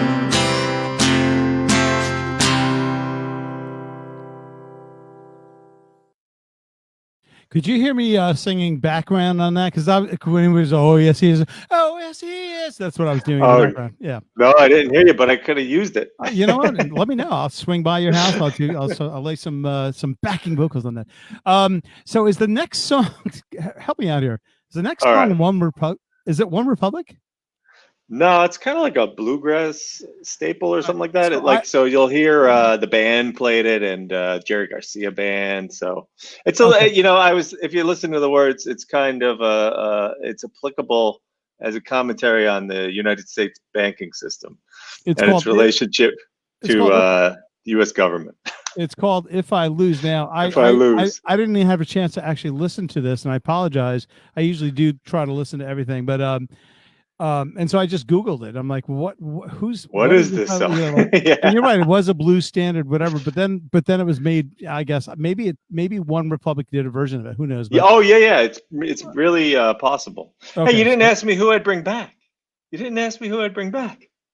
Oh yeah, I'm sorry. You know what? It's the beer. It's the beer. This is we're heading to, what time is it? Like, oh shit. It's 9:30. We're heading towards the part of the show where I'm like, I'm not exactly sure where I am. Time to go. Just keep it rolling. If there is a dead rock star that you can bring back, only one, who would that be and why? David Bowie. No question. And why? 3 reasons. His last album was great, so he was still making good music the whole time. The second is he's just out in space. All we got to do is go get him. I mean, it's not going to be that big. He's still around. Right. We just got to go get him. And I had a third one, but that's about it. Because like once he left, everything started going bad. So here we are. Maybe it'll get better. I love that. I love the third one. You know what? Since he left, things went to shit, right? So we got to bring him back. All right. So this is Matt McDonald doing "If I Lose," which is an old blues standard, also done by One Republic. I don't even know if that's true, but let's try it. Here we go. Matt, hang out with us. We'll come right back to you. All right.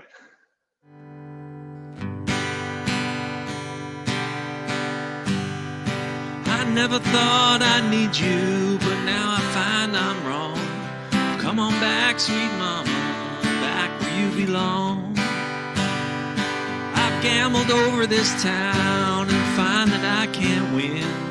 Come on back and pick me up again. And if I lose, let me lose. I don't care how much I lose. If I lose $100 while I'm trying to win a dime, my baby, she's got money all the time.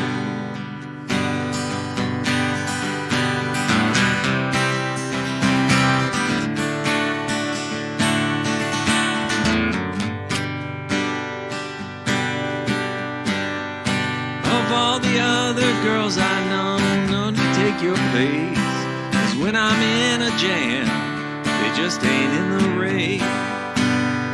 So come on back home, darling, let's make another round. With you here by my side, the deal just can't go down. And if I lose, let me lose. I don't care how much I lose. If I lose $100 while I'm trying to win a dime, my baby, she's got money all the time.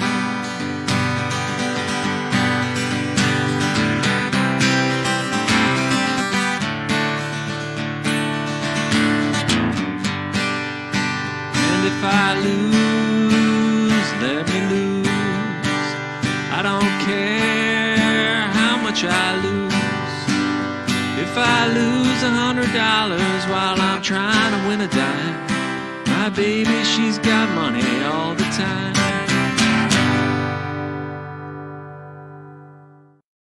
Yeah, awesome. I love it, man. You can count on Matt McDonald to sort of bring something out that we haven't heard before. I don't know that I know that song at all, so thank you for turning me on to it. All right, yeah. It's got the good lyric is if I lose $100 while I'm trying to win a dime. Yeah, I love that. My baby, she's got money all the time. All right, man.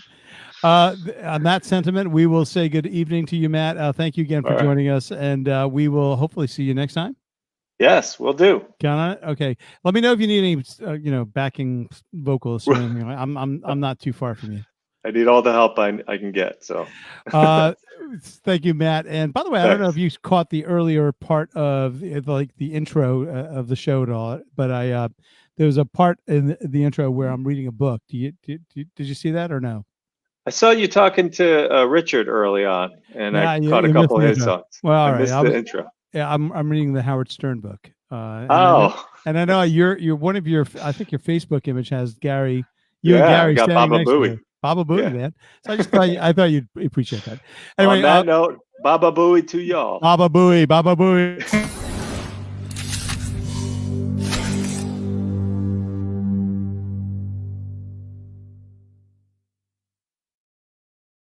Yeah. Yeah. You guys are nuts, man. Hey, Dave sent me Dave sent me a note saying, "Hey, you want me to pop out?" And I have no idea what you're talking about. Pop out of what? Oh, I was in early. I just didn't know if you needed room in the green room. No, you kidding me? There's always space for you guys. This is alternate. What is alternate universe? I don't know what's this week. I give up. You guys have become a fan favorite. Everybody's drinking beer. I'm drinking beer. I think that's my thing, right? So this is my premier band setter show. You can see Dennis is squared, top right hand corner. Right to his left, there's the logo. It's our premier show, and so therefore I broke out the good stuff. This is Heady Topper, which is very nice. If you are a New England IPA fan, it's kind of like the Hey, it's the Archon, right? Yeah, I mean it's so the folks at Alchemist who actually produced this beer, they essentially created the whole concept of New England IPAs, and we can do a whole other show on this. New England IPAs are essentially hazy, they are citrusy, and they have a style of their own, and so what is it? It's superfluous. What was that word? That's up to you. Yeah, go ahead. Show me, guys. Bring it up. Lock it in. This stuff is amazing. We're drinking this. It's great. Is that cool? Oh yeah. First of all, I've had that. What that is Comic Suit or something. I've actually had that. And I also see a single cut in your hand, Tommy. Got a single cut. All right. And then Hank has got, of course, one of the local guys, Geo Bunny. Oh, I love Geo Bunny. I've had it. Good stuff, so. We really should do a whole podcast on just drinking beer. Actually, absolutely, we could rock it. Now, my buddy Dave, forget about it. My buddy Dave Brown, who is a former drummer in one of my 19 bands in the last 3 years, does a podcast, and I don't know if it's a visual. I don't think it's a. I could be wrong. I haven't seen it, but it might be a video podcast, but it's all about beer drinking. So anyway, all right. So what have you got for us this evening? Bunch of stuff. We're all kind of intermingled, so I'm not sure how to start it. We're in Twilight Zone together, me, Joey, and Dennis. Okay. Yep. And then is it Foxy Lady? We got Foxy Lady on deck. Yeah. Which is after that, which got another combination of us. And the Wizards mastered it, who mixed it together. Dave and Dennis did a great job with everything. And, of course, the guys who play with it was great. It's fun. It's awesome. First of all, kudos on the Twilight Zone. It's Twilight Zone by Golden Earring, which is not a song that I've seen a lot of bands do, per se. And so, neither have I. It's fun. Well, Dennis, I mean, that's first of all, Golden Earring is very bass heavy. They've got great riffs, obviously. What's the song from the late 70s? It was late. What's their Radar Love? Radar Love, right? Radar Love. Yeah. We should do that next. That's what I thought we were doing. He names the band, and now he's giving us songs. This is great, man. We got tons of fun. This is awesome. Well, Joey just said, I thought we were doing Radar Love. So he did Radar Love. The rest of us did Twilight Zone. I was going to mention that. All right, so let's go ahead and play Twilight Zone. This includes Dennis on bass, Tommy, Hank, and Joey. And then we will get to Foxy Lady, which includes Dave. So hang tight, Dave. We will come right back to you. Here we go. This is Alternate Universe ID. Woo! Yeah! Rock and roll.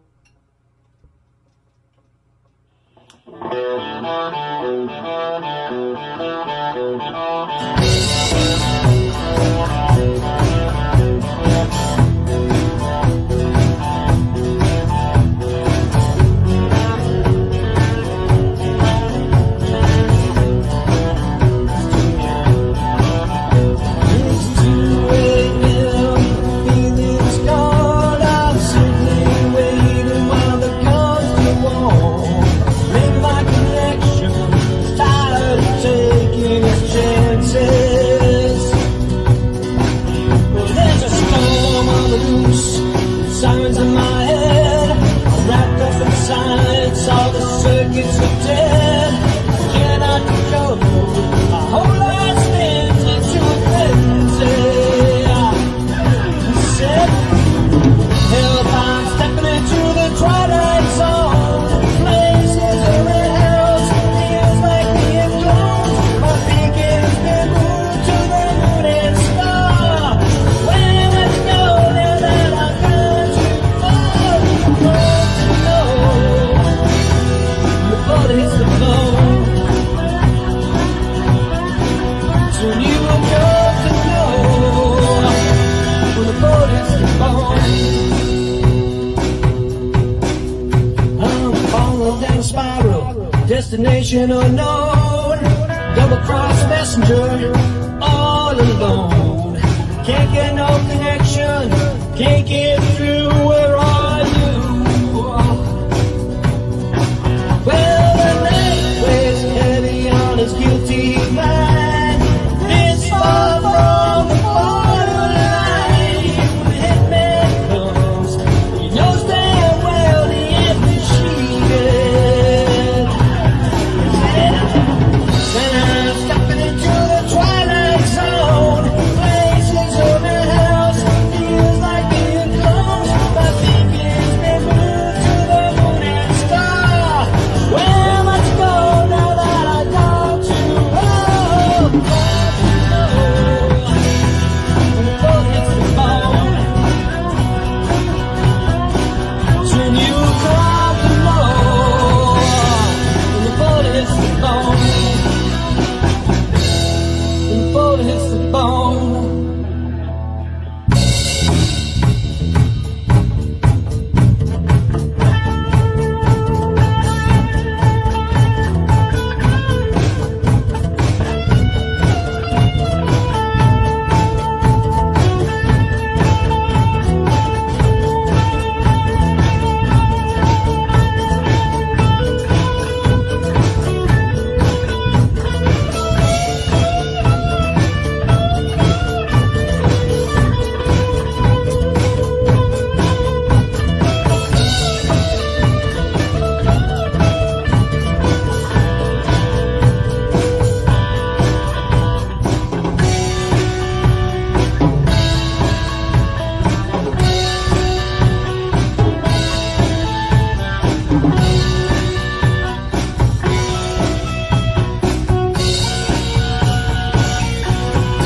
And I'm stepping into the twilight zone. Places in that house, feels like getting cloned. My beacon's been moved to the moon and star. Where must I go now that I've got you? Well, and I'm stepping into the twilight zone. Places in that house, feels like being cloned. Beacon's been moved to the moon and star. Where let's go now that I got you close. You got to know when the bullet hits the bone. You got to know when the bullet hits the bone. The bullet hits the bone. Whoa, the bullet hits the bone. When the bullet hits the bone.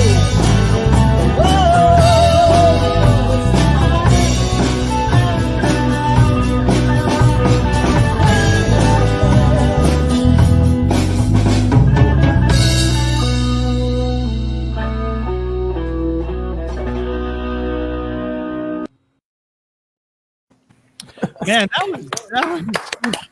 that was a lot of amazing. fun. That was amazing. Yeah, Ha- it's ha- so funny. That's where I was doing this for, and I showed Katie. She looked at it. And she's like, "Oh my god, really?" I was like, well, "Yeah, we're having a lot of fun. We're having fun. We do music to have fun and be connected and all that kind of stuff. So doing stuff like that is just great. We just had a Well, blast. I think you're onto something. That's exactly why we do Yes. music, right? Like, I mean, Yeah. everybody, it is really amazing. And not to get too like, oh, geez, like, it's No. it's amazing. I always sometimes I'll look at somebody and I'll think, like I know people, and I won't mention names. I won't mention names, but I know people that like don't get much from music, and I think to myself, God, what they're missing. Oh, Like, it's sad. yeah, Fills this your is soul, man. right. Disconnected. So good. It absolutely, for those of us that watch the show, and those of us that are musicians, we all get it. That's part of us because it was inbred in us from the time we were probably, I don't know, I was banging around on pans when I was like 3, like. But there's a whole segment of the population, and I guess this applies to like folks that don't really get, wine tasting, and folks that don't necessarily get poetry. But at the end of the day, there's a whole segment of our population that don't understand what the folks that are on the screen understand, right? And probably everyone who's watching understands that there's this beauty that we sort of all are blessed with having access to, right? Yeah, and it's a connection too, because everything we keep talking about too, it's like, oh, we can't wait to get back in the real world and connect with everybody and have that whole thing going on that you're talking about. Absolutely. Yeah. Absolutely. Yeah. All up, right? Hey, Frank. Yeah, what's up, Hank? Are you talking about an alternate universe? I am talking about an alternate universe, but I'm also talking about this universe. See what I did there? Yeah. Really.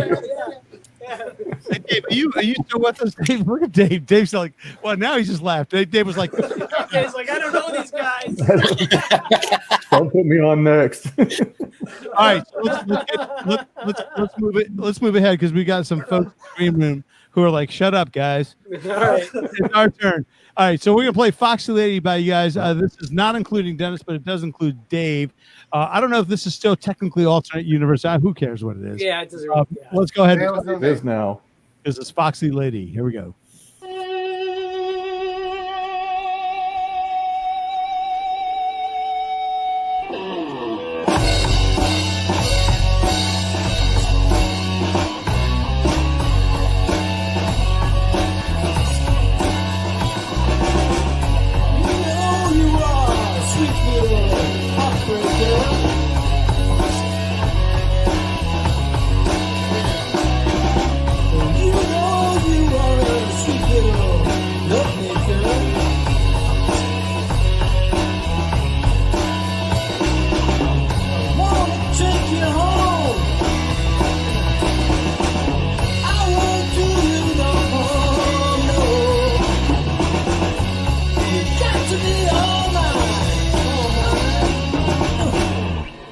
Lady.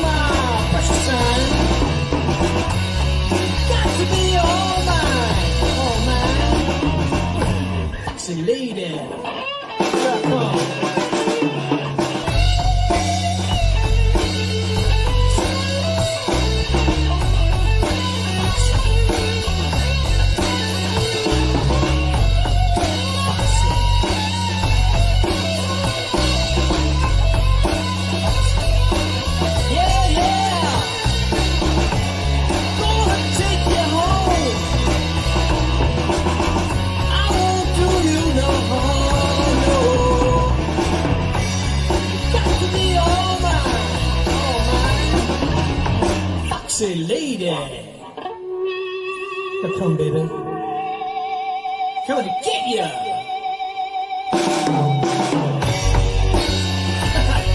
Foxy lady, yeah. So good. Foxy. Yeah. Come on, give me some.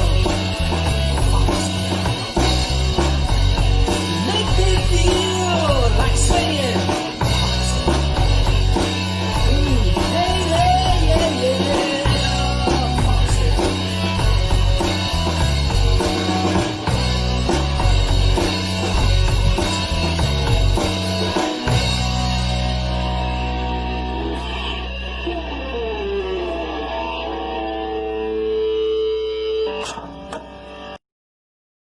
Yeah. Yeah.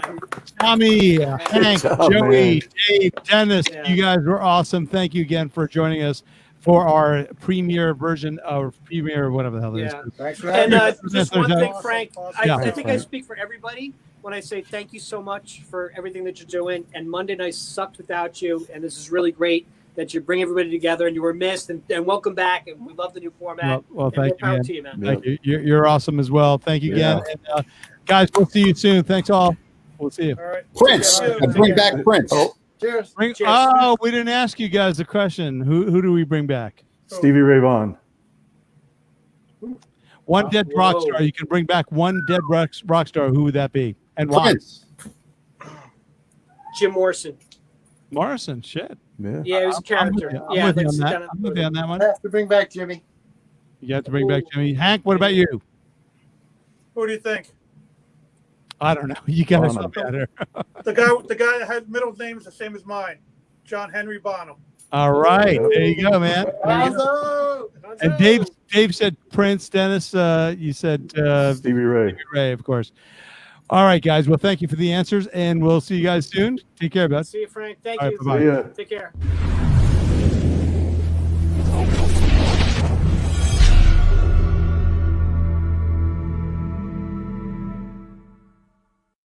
All right. So what we wanted to do is have a real quick visit this week with our friend Frank D'Andrea over at Sound City Studios. Sound City, for those of you that don't know, is essentially a rental studio for bands like ours. Like I say ours, like as if we were in my band, but bands that like yours, I should say, that want to kind of rehearse. And Frank's been a member of this community for many, many years. Obviously had a tough time over the last 4 months or so.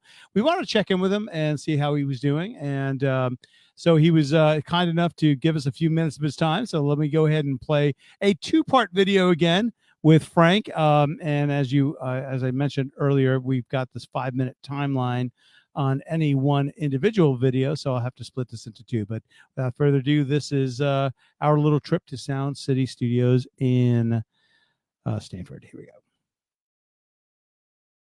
Okay, so we're here in front of Sound City Studios in Stanford. We're going to go inside in a minute and talk to my friend Frank D'Andrea. Frank has been a supporter of our music group and music industry for many, many years. He runs essentially a rehearsal studio, but he also does sound for a lot of bands. And as you can well imagine, not a great time for folks that support the music industry over the last 4 or 5 months. But he's back on his feet, and we're going to check in with him and see what he's been up to. All right, Frank, great to see you again. You too. How you been? I've been good. How about you? You know, no news is good news. Let's put it that way, right? So first of all, it's been I think probably 4 or 5 months since I've seen you last, and Probably February or March. Yeah. Yeah, and there was definitely a period of time there that things were a bit rocky in terms of just not sure how things were going to progress, etc. Give me a sense of during this pandemic, when did things start to slow down for you? It didn't slow down. It completely stopped.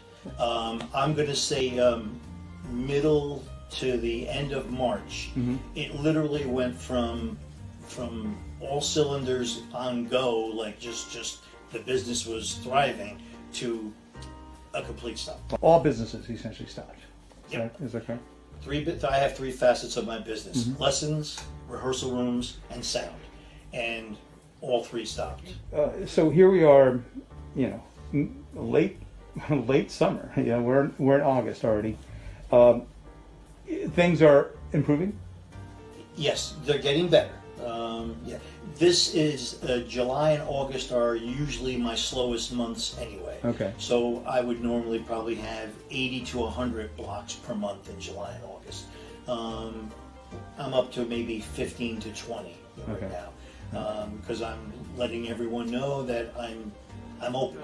So tell me about what steps, because this is the part that was most impressive to me. What steps have you taken to sort of make this a more a safer environment? So what I've done here is, the first thing is, you walk in the door, you get your temperature taken with a no contact forehead thermometer. Nice. If you have a temperature of 100 or more, which is what they've said, these are all guidelines that come from the state and federal government. Oh yeah, sure. So you have a temperature of 100 or more, you're not allowed entry. I have the sign on my door that says entry by appointment only and no mask, no entry.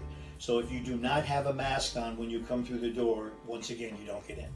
Now, I want to be clear for the audience at home. The only reason you're not wearing a mask up until we started rolling, you and I were both wearing masks, but I'm far enough away from you. Yes. Just to be clear, Yes. and Because my mask is always on. Yeah. Another thing I've done is I no longer provide microphones. Before there was always 5-6 mics. Sure.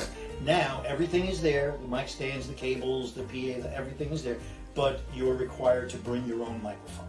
Okay. But the most important thing I've done, I believe, is my landlord was good enough to install these air scrubber systems in both floors. Wow. What it does is, while it can't claim to kill COVID-19 because it's a novel virus, it has a list of things that it does kill every 24 hours, and it's in the ductwork coming down every 15 minutes. It's on to circulate and send the ultraviolet rays down or whatever else it does. Nice. And it's got a list of things that it every 24 hours will kill.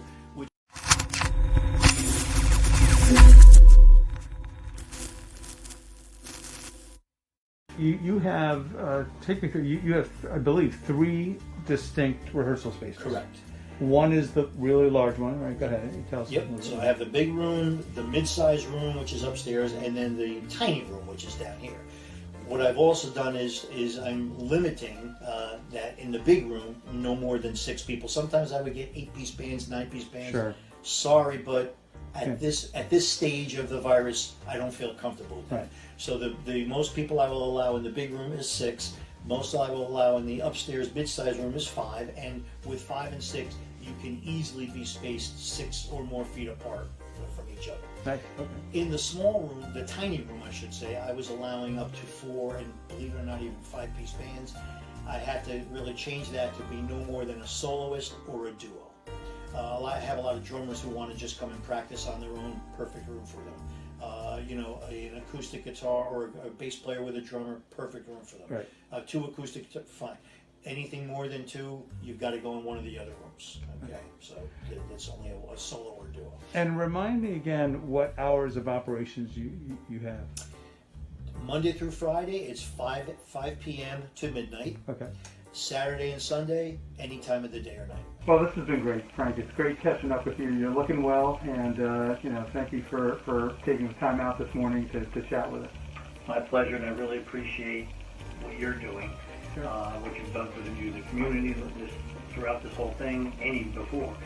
And also, if I can, a couple shout-outs, if it's all right. Sure. A few months ago, my daughter started a GoFundMe page for me because everything went, like we talked before, complete. I really want to thank everyone who contributed, and if you didn't contribute, thank you for supporting me anyway too. Sure. But for the people who contributed, I really, really appreciate it. It was a big help. It helped me pay portions of my rent, which the second shout out I'd like to go out to my landlord, Controlled Temperatures. They've been very supportive through this whole thing. And he's worked with me a lot, knowing that I had virtually no income coming in. So if I could really just shout out to both of those to really offer my thanks for everything they've done. Okay, so that's our conversation with Frank D'Andrea, Sound City Studio. As Frank mentioned, if you are looking to rehearse somewhere, need some space, or need some assistance with sound for your band or your acts, give him a call, and I'm sure he'll be looking forward to your call. Back to you.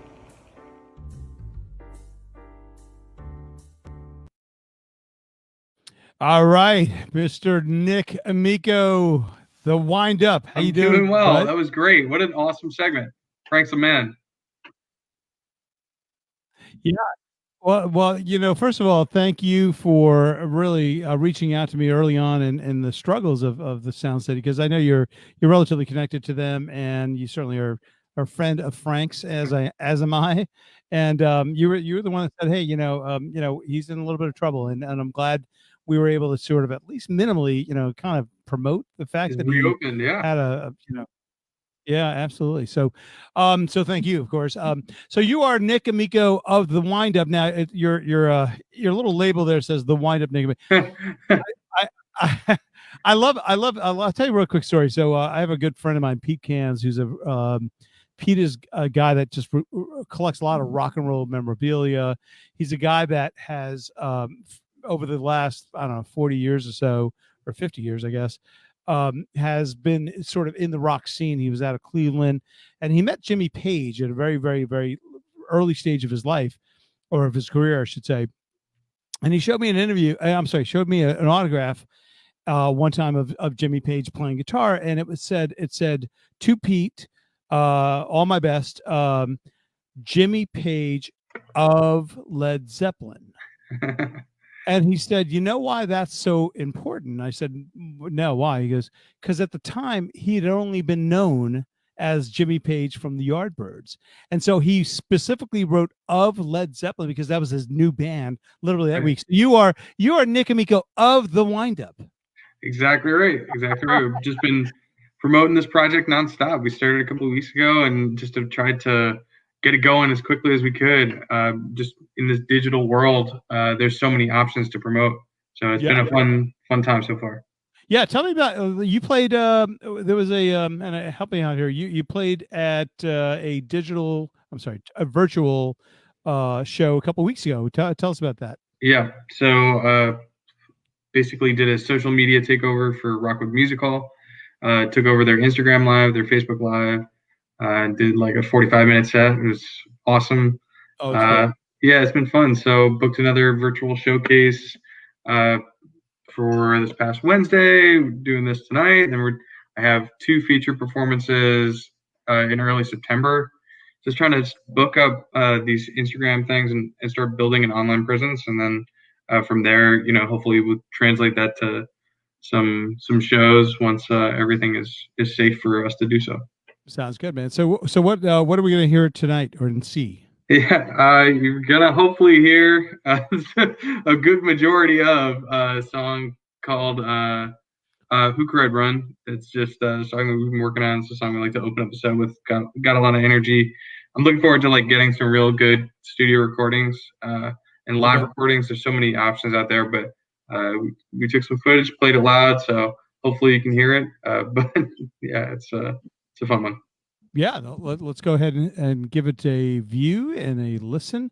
This is The Wind Up featuring Nick Amico and Who Cried Run. Here we go.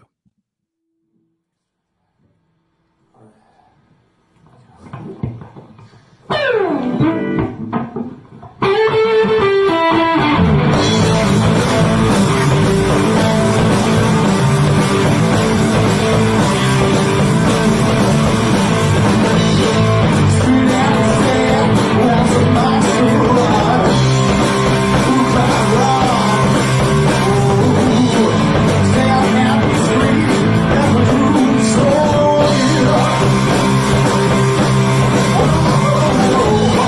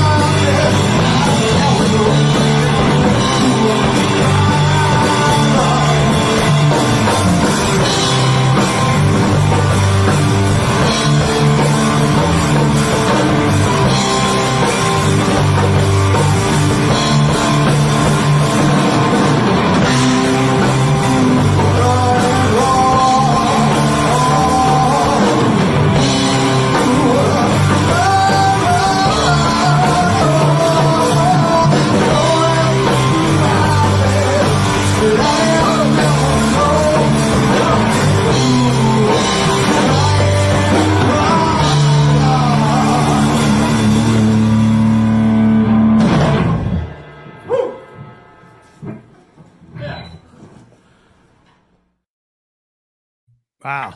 That's 100% energy there. I love it. I love the sound.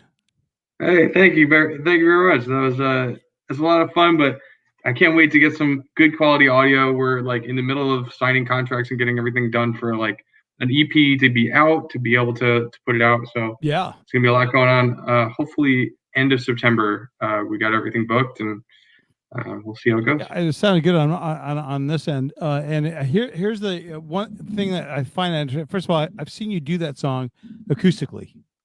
Yeah. And even that has sort of this kind of just emphatic sort of sound to it, and so I've never seen you guys do that song as a collectively as a band, and so clearly you can feel that power and the passion, so Nick and Miko, thank you. You're awesome. I appreciate you guys coming on this evening, and maybe next time you'll bring Gio and I'm sorry, what is the bass player's name? And Pat, yeah. So we're actually looking for a bass player too. So he's in it, but I want to move him to lead guitar. He's such a great guitarist. So trying to, find someone who's like all bass all the time. So all right. So if you bass players out there, just keep that the wind up is looking for a bass player. All right, man. Hey Nick, thank you again. We'll see you soon. All right, thank you. Yeah, all right. Nick Amico, just a great guy, and really just an amazing songwriter as well.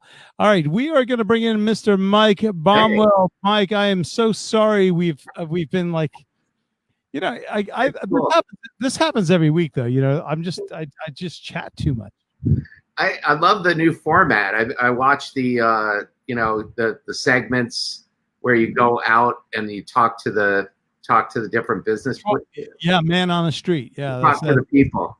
Yeah, talk to the people. I like to be in touch with the people, as George Costanza says.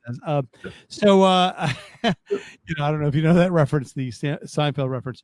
So, Mike, you are a premier videographer. I'm going to call you that because even though whether you call it what you will, you the fact is you've done an amazing job of doing this collaborative videos. You've inspired pretty much everybody out there. At least you certainly have inspired me to sort of like, no, absolutely. Like, I don't know if you caught it, you probably didn't catch, but earlier we did, Tony Ryder and I did Take It to the Limit, and there was like all of these background imagery, and that all came from Mike Baumwell, because Mike, I never even thought to put like a actual video behind us playing. That was your idea, I think. Maybe, I don't know. Well, but, I keep evolving.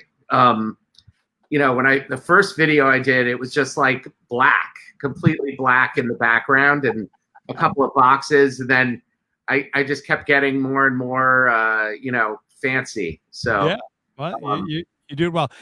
By the way, you use Camtasia. Is that the name of the program you use? Yeah, that's right. Yeah. That's not a cheap. It's not a cheap program. I looked into it. I don't use. I can't afford it. Well, it's not. I mean, as far as video editing programs go, it's not like Final Cut Pro is a little more expensive, and you've got like Adobe Premiere, which is really expensive, and this is about $200. Oh, I didn't really. Okay, I thought it was in the 400, 500 range. I think I use a program called. Why am I drawing a blank? Well, whatever it is, it's like $60. So right. That was about the price point I was about willing to spend. I just actually made another investment 2 days ago. I bought Ableton. Oh wow! Ableton sound. It's a sound editing program. Yeah. I've heard of it. Sure. I'm learning. You can buy it for $99, and then it's like the starter kit. And it's pretty cool. It's a step up from Audacity for sure.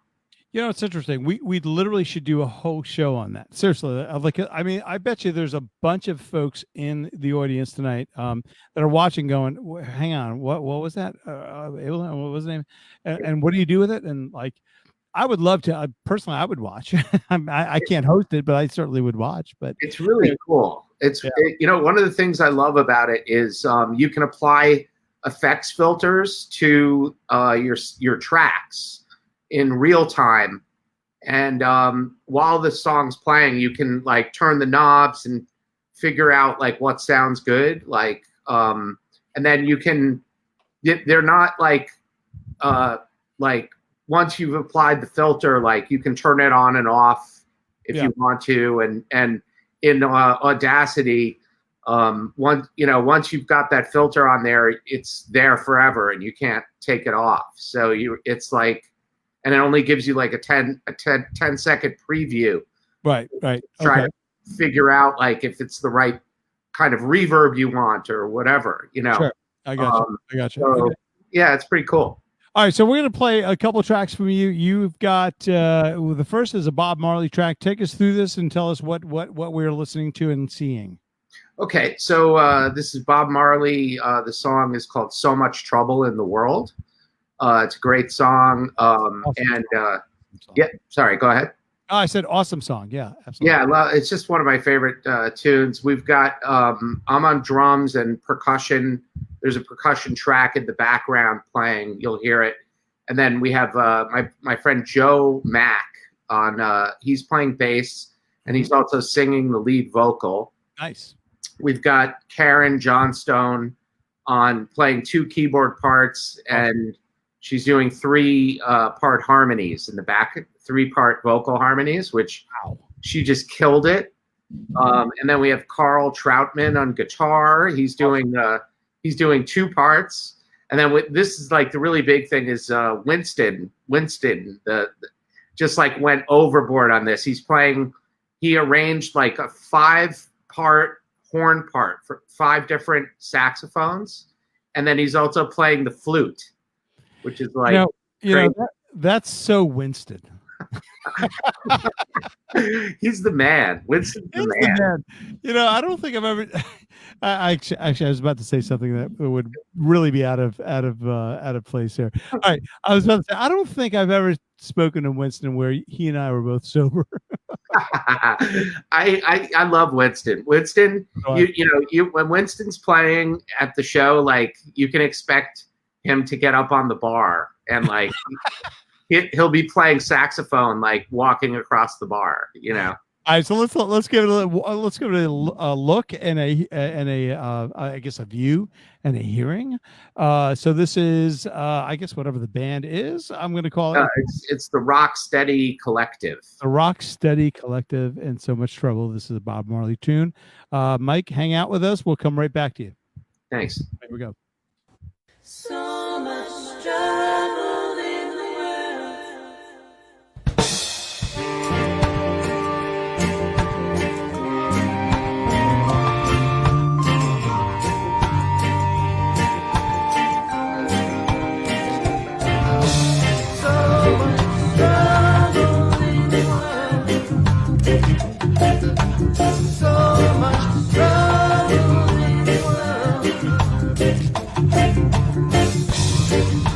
Bless my eyes this morning. Just sun is on the rise once again. Way earthly things are going. Anything can happen. You see them sailing on their real trip. Blast off on their spaceship, million miles from reality. No cares for you, no care for me. So much trouble in the world. So much trouble in the world. All you gotta do is give a little, take a little, give a little, one more time, yeah. Give a little, take a little, yeah, yeah. So you think you found the solution, but it's just another illusion.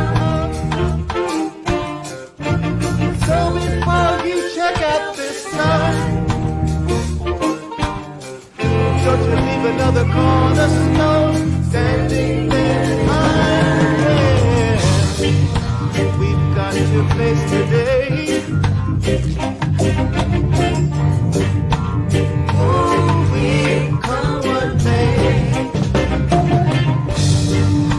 We the street people talking. Yes, people are struggling.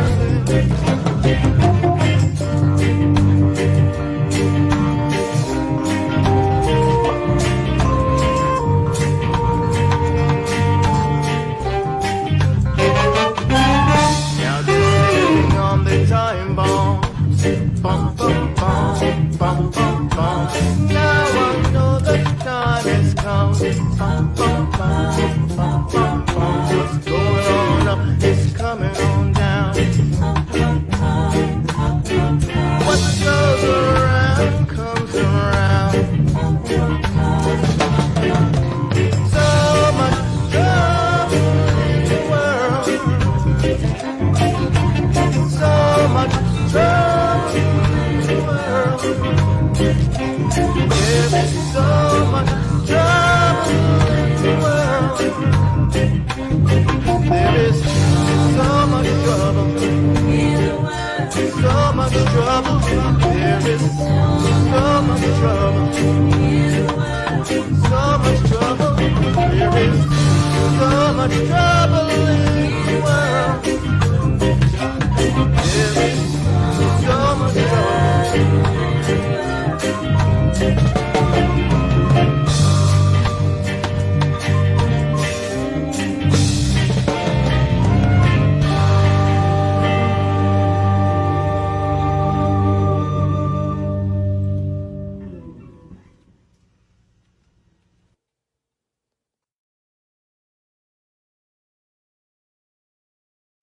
Wow, that was awesome. It's amazing. That song was written, 35 years ago, whatever it is. And one thing you can count on, there's always going to be trouble in the world. Right? That's right. It's like that's kind of like a mainstay for all of us, unfortunately. But it's so timely, of course, today. So that was beautiful. Thank you for sharing that with us. And you guys did an amazing job. Next one is actually a Zeppelin song. We were talking about Zeppelin a little while ago. And so take us through this. Yeah. Okay. So, I've always wanted to do some John Bonham. It's just he's one of my heroes. Sure. So we have Heidi Garcia, a friend of mine, on lead vocals. Nice. Ed the Man Train on keyboards. We know him. Okay. And we've got Caesar Aragundi, who we're all familiar with, did an amazing job on this. Yep. Nick Troutman, who is Carl's son, is playing bass. Yep. Okay. And then I'm on drums. So it's one of my favorite Zepp tunes. I hope you guys love it. I dug it from the minute you guys first note, actually. So here we go. This is Mike and his friends doing Over the Hills and Far Away. Here we go.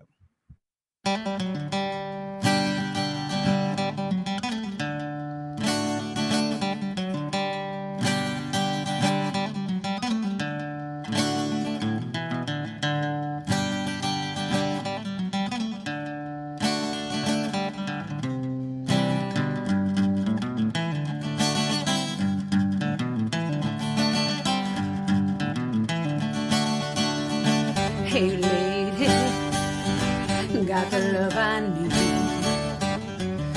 Maybe more than enough. Oh darling, darling, darling, walk a while with me. Oh, you got so much, so much, so much.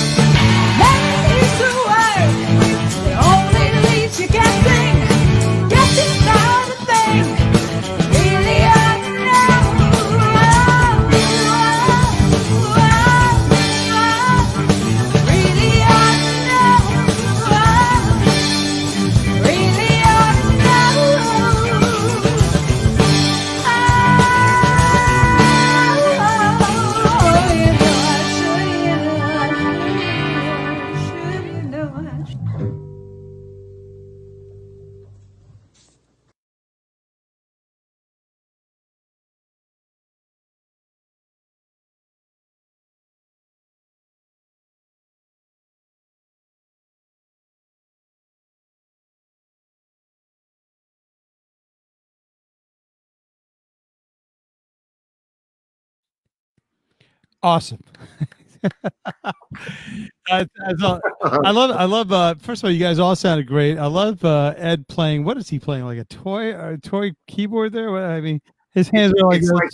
like yeah, I know. It's like this big, and it's got a Hammond organ coming out of it, Wow. which is so he's got all these like these different kinds of like keyboard delivery systems, you know. So, You guys sounded great. You guys really did sound great. Heidi's amazing. Like I'm a huge fan of Heidi's. I've seen, and I don't know Heidi at all. I've never seen her live in person. I've only seen her through your videos. I'm like big fan. I'll get her to come on the show one day soon. Please, that'd be my honor, of course.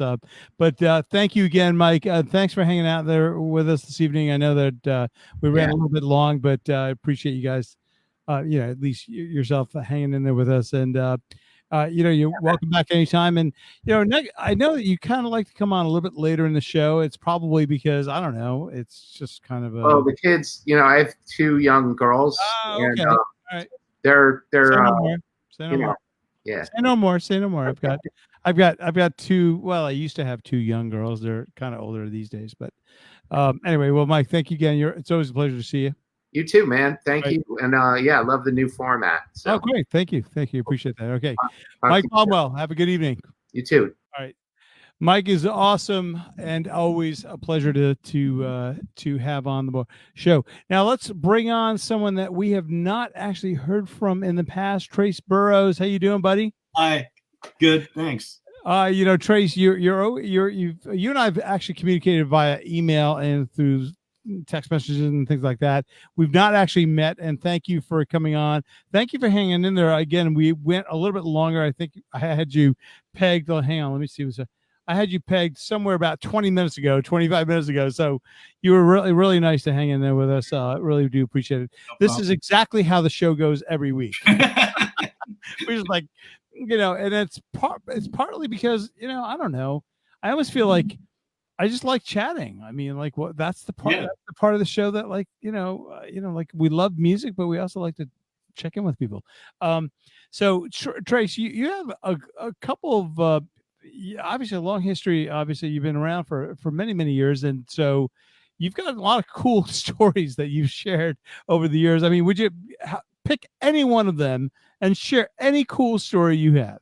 Okay. You'll have to cut me off because I tend to go on. All right. So when I was in my 20s, I set forth to be the world's most outrageous, sensational drummer, inspired by Keith Moon and Mitch Mitchell and Ginger Baker and all that.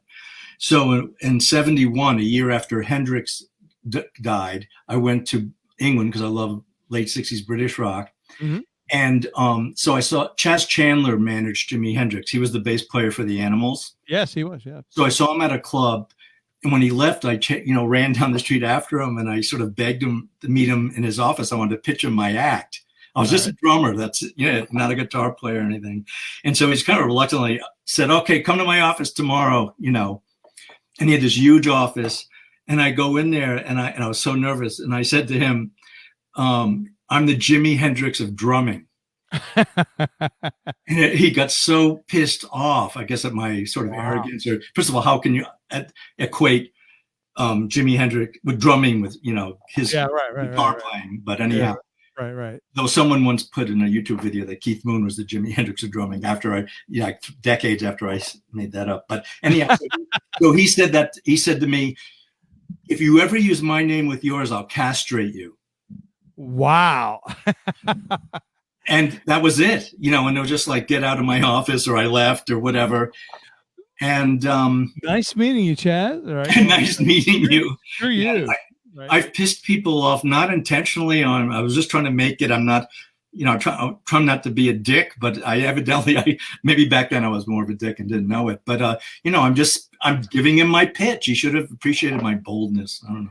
Oh, screw him. Who needs him anyway? The Animals were so overrated. Anyway, They did have a few good songs. And then Leslie West, I after Corky Lang left Mountain, then it was Carmen Appice. And then when he left, I was signed to play with the band. And so Bud Prager was their manager. I signed a contract, and it was really a weird evening. Leslie allegedly, of course, everyone knows this, was doing hard drugs. And he never practiced the songs. And so the time comes for rehearsal, we're supposed to have practice, never happened. They're at the door, him, Mick Jones, the other guys that were in the band. Mick Jones was Foreigner, but later on that was Foreigner took place. So they say, we got to go to the Shaboo Inn and play and all this stuff. So we go to the Shaboo Inn. And since Leslie didn't spend the time to have rehearsals,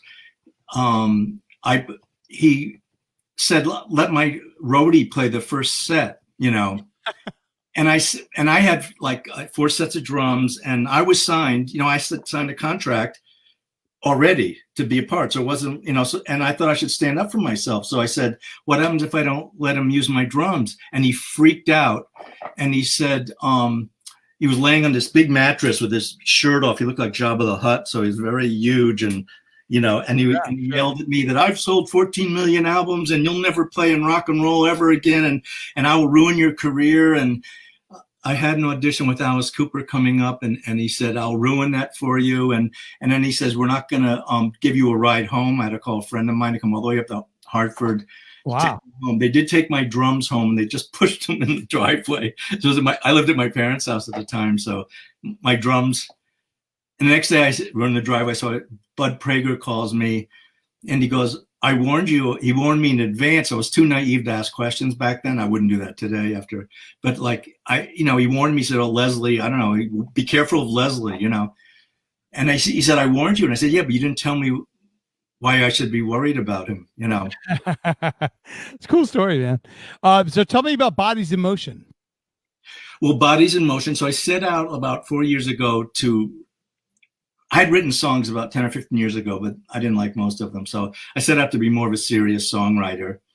And my first set of songs, and now I've done in different genres, but this was adult contemporary. So Bodies in Motion was one of 21 songs I did. Mm-hmm. And I took 3 of them to record at the Factory Underground with Crispin Sia, the sax player, and 2 singers, Stephanie Laura Harrison and Alana Zabari as backup singers, just as sort of a demo, So this is it. This is what we're seeing? This is what we're seeing. Okay. All right. So this is Trace Burrows and friends playing Bodies in Motion. Here we go, Trace. Hang out with us. We'll come right back to you.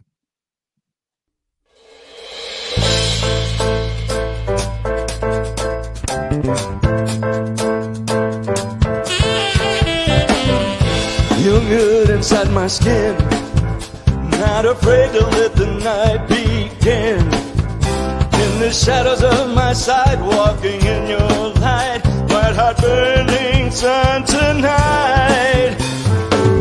Feel the heat building up inside, mind building up inside. Strength surging up tonight, passion drilling up tonight. Feel the cosmos in my motion, come together with the chosen. When everything's aligned, it will happen tonight. I will walk in your light tonight. I didn't see this happening to me, out of control, blind as I could see. Falling in the azure of your eyes, feel my love and desires rise.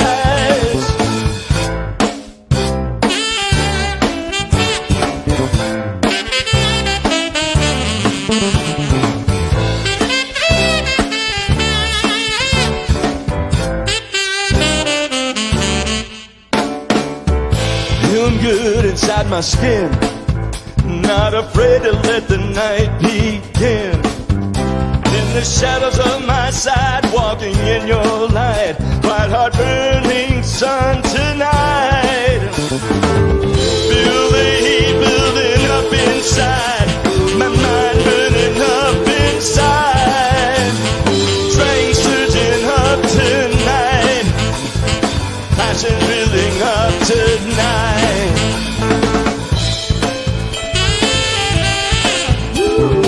Move with me, move with me.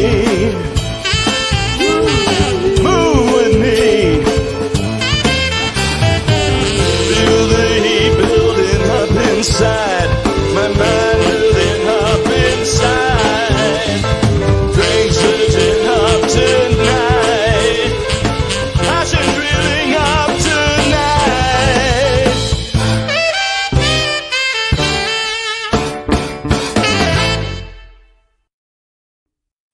Oops. Yeah. Hey, that was awesome, man. How did you get such beautiful backing singers to sing with you? Well, it took a while to put that little group together. A lot of people, whatever, backed out or whatever. Yeah. I ended up, luckily, because I really love their singing. Yeah. I know them. I know Ilana from playing at the Horseshoe in Southport. Sure. And Stephanie, I've seen, play around in Fairfield County.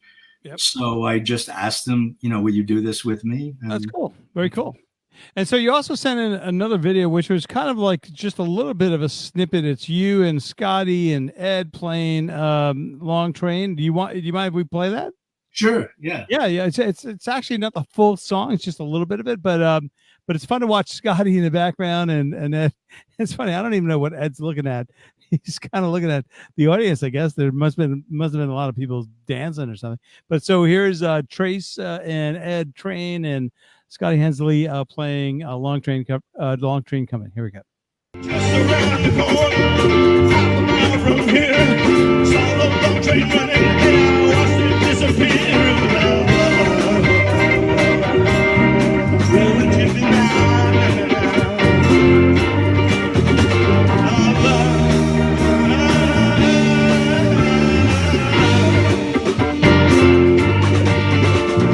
now I saw Miss Lucy down along the track. Lost her home in the family and won't be coming back.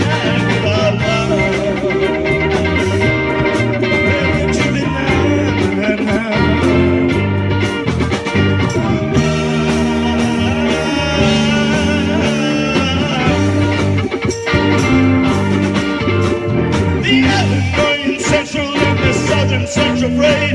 You keep on pushing, mama, and you know you're running late. Where would you be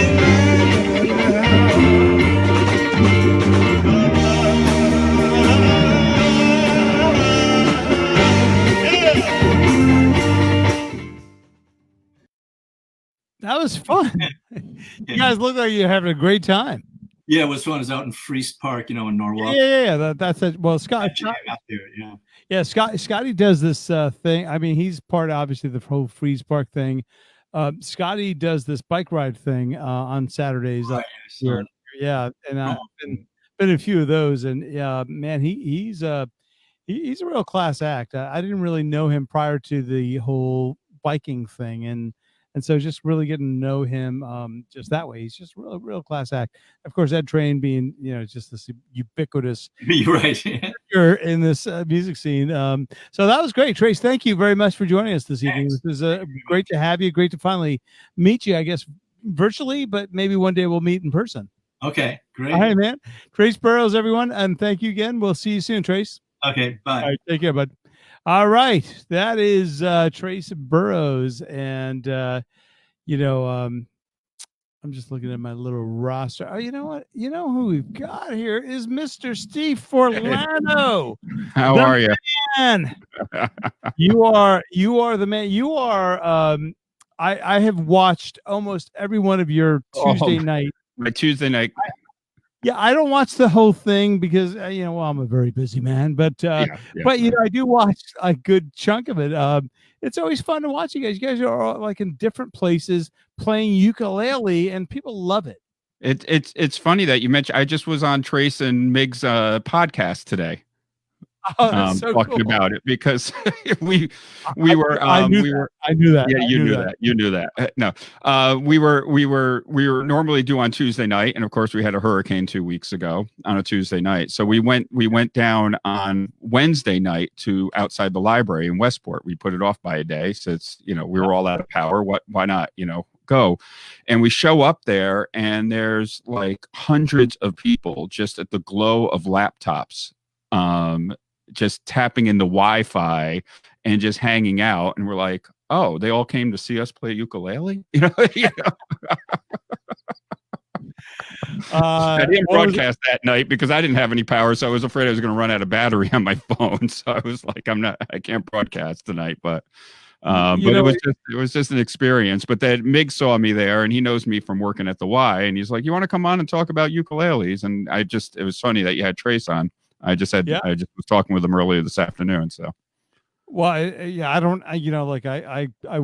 had not met, and I think you heard me say this. I had not met or actually spoken to Trace. This was the first time we've actually had a chance to chat. We've texted and emailed each other, and just how every story he tells is like, wow, that's such a cool story. And he has all these great stories, and I was like, I'm talking. Oh yeah, I play the ukulele. Talking to him. Hey, don't sell yourself short, buddy. I mean, you're a lot of fun, and I thoroughly enjoy you guys. So you actually assembled your cast of your cast. My cast. Tell us who's playing, and tell us where you were. I mean, looks like you're in somebody's backyard. Yeah, my side yard actually. That's right off. Right, yeah, it was right off my side yard there. But we just out of this group, I've really with Bart and Raz, we just kind of like merged together. They're like kind of my core people when we're out. My backup group. They're always like my standbys. Like to help me out and like bring the group together and stuff. So we started just playing out and trying to get some stuff together on our own. Yep. Called it Uke Night Trio, because it's Uke Night and we're a trio. I love it. So why don't we start with the John Denver song? Is that all right? That's fine. I mean, you're gonna be like, no, let's not. No. I want. Damn it, it was in my contract. We were not starting with my contract. Yeah. Charles, like screaming for your agent. All right, so let's go ahead and play. This is Uke Night Trio, Country Roads, Steve, Raz, and why am I drawing a blank? Bart Goldberg. Mark. Bart. Okay. Yeah. Bart. I knew that. I just I've had too many of these. I haven't had enough. The chauffeur Frank would have known it was Bart. Goddamn it! Here we go. Country Roads, done by the Uke Night Trio. Here we go.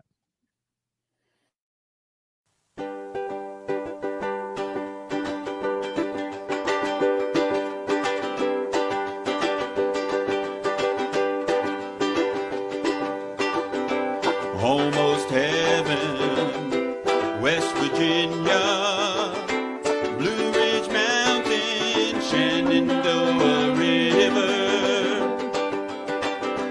Life is old there, older than the trees, younger than the mountain, blowing like a breeze. Country road, take me home to the place I belong. West Virginia, Mountain Mama, take me home. Country road, all my memories gather round her.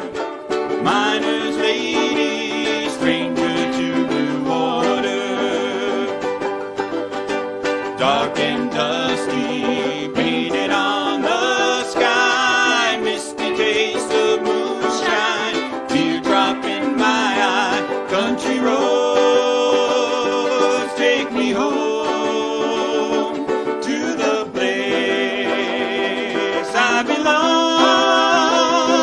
West Virginia, Mountain Mama, take me home.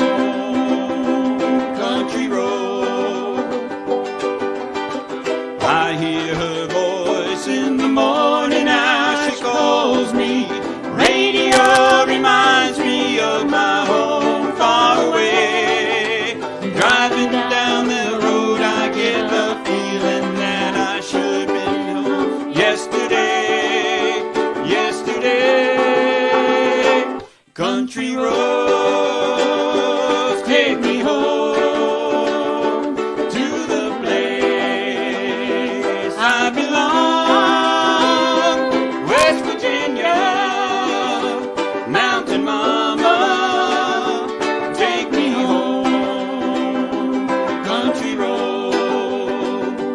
country road, take me home to the place I belong, West Virginia, Mountain Mama, take me home, country road, take me home, country road, take me home, down country road.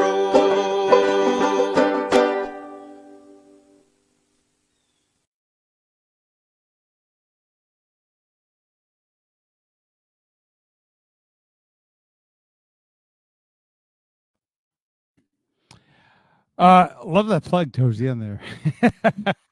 Bookings, call 203. Hey, that's what it's all about, right? That is what that it's was all awesome. about, right? That was great. Thank you for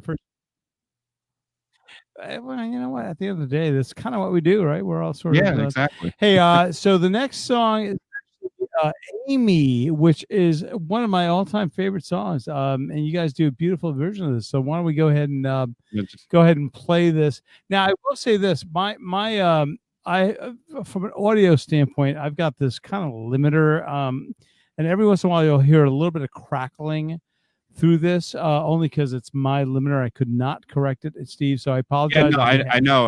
I don't know what we tried a different way of recording the stuff, and then when I brought that level up for you, all of a sudden I heard this, and I didn't know. Yeah, It still sounds wonderful. So why don't we go ahead and play it? It does. You guys have great harmonies on this, and so Yeah. we'll go ahead and play it, and we'll come right back to you, Steve. Hang out, and this is again Uke Night Trio playing Amy. Here we go.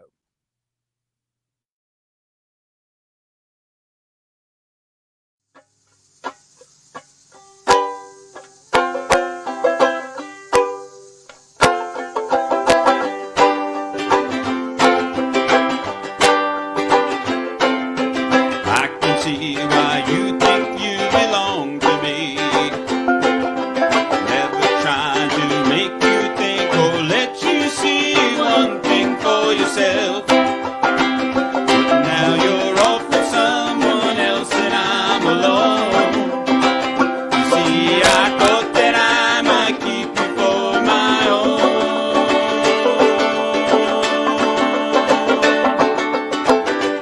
Amy, what you wanna do?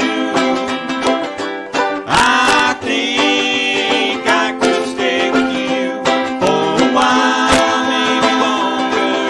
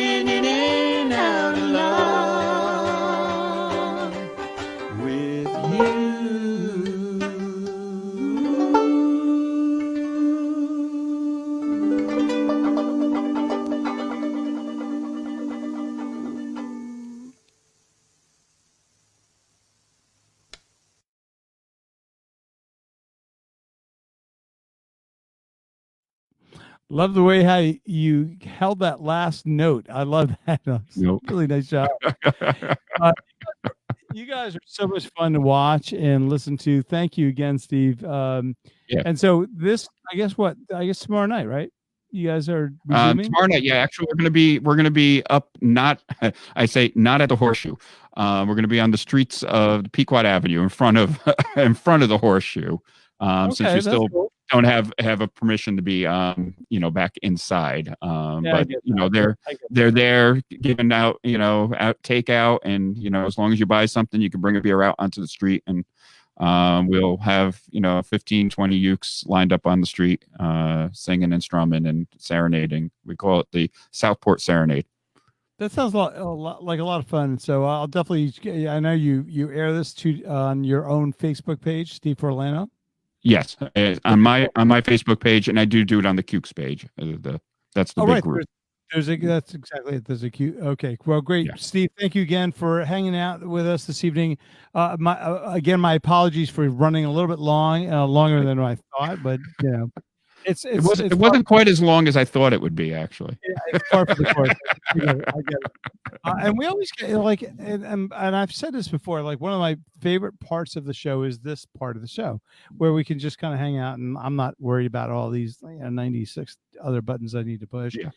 I've also had a few beers in me, and so I'm a little bit more like relaxed, But I always thoroughly enjoy your set and your performances. But I always kind of feel a little guilty. I'm like, well, I mean, out of fairness, Steve, you tell me next time you want to come on our show, you give me the time you want to come on. I'll give you the time next time. I will throw you on. That's my commitment to you. Okay. Steve, all right. Thank you again, man. I'll see you soon. Thank you always. Thank you. Have a good show tomorrow night. Thank you. Take care. All right, Steve Forlano. And now, without further ado, a man who's 45 minutes late getting onto the I had to say it. I'm like, where the freak is Eric, man? He's supposed to be here. Like, I'm sorry, Frank. I'm like the opposite of your last guest. I know, right? Instead of him waiting for you, I made you wait for me. Here's the stupid thing. You said be on at around 9:45. Log in a little bit before then. Sure, no problem. So, I go to the page, the link that you sent me, and I'm there, and I'm on the page, and it says check your mic, check your camera, and I see the camera's on, and so I'm sitting there waiting, but I never pushed the button to enter the green room. For 45 minutes, I sat there, and then I hear you interview this guy, and it's like, sorry, I had to wait 20 minutes. 20 minutes? I'm waiting 45 minutes, and he hasn't. You weren't even acknowledged me yet. I'm like, what's going on? But so I say it was my fault. I apologize. It was just stupid. I should have pushed the button, and I would have been here on time. Don't sweat it. I say this in the most respectful way that I possibly can. That's the Eric I knew in high school. It's been a long day, Frank. Yeah, you know what? You and me both, brother. Hey, have you? And I'm not even drinking. Oh, what are you doing? Have you seen these? No. Nice, very nice. Are those for sale? They are for sale. They're on the, they're like $20 a pop.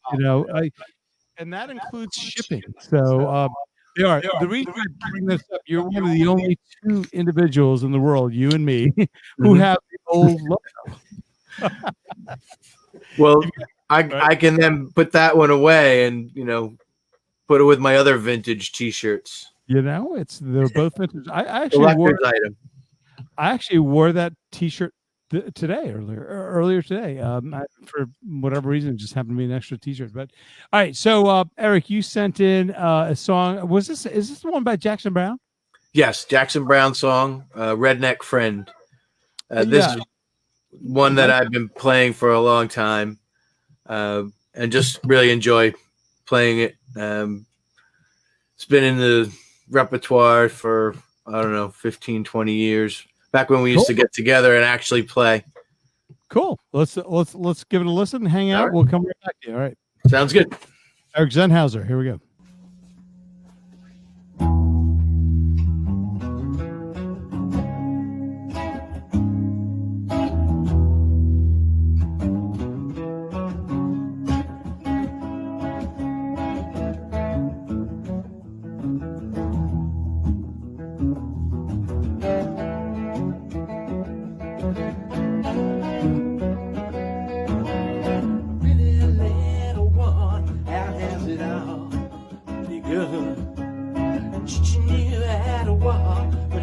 radio.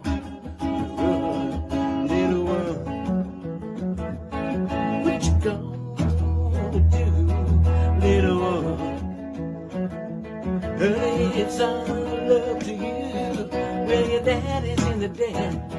Shouldn't have been in news. Yeah, your mama's with a friend. That she's been so confused, little one. Come on and take my hand. I may not have the answer, but I believe I got a plan. Honey, you shake, I'm right up, and we'll roll on down the line.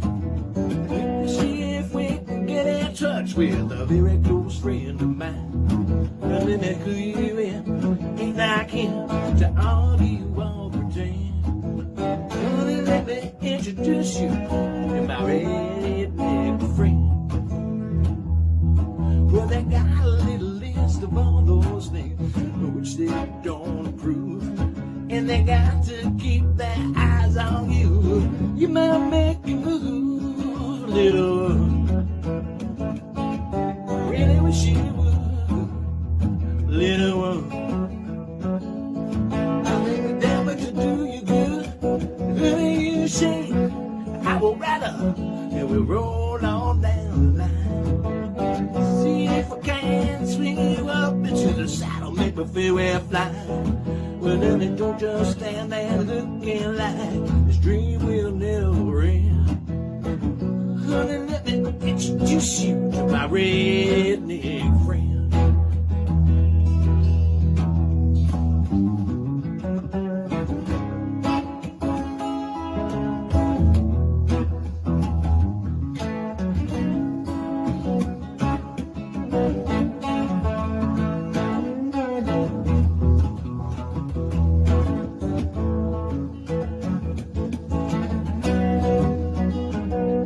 Honey, shake, we'll rattle, and we'll roll on down the line. Gonna swing you up into the saddle, then we'll run, make we feel we're flying. Well, honey, don't just stand there looking like this dream will never end. 'Cause, honey, let me introduce you to my redneck friend. I will, honey, let me introduce you to my redneck friend.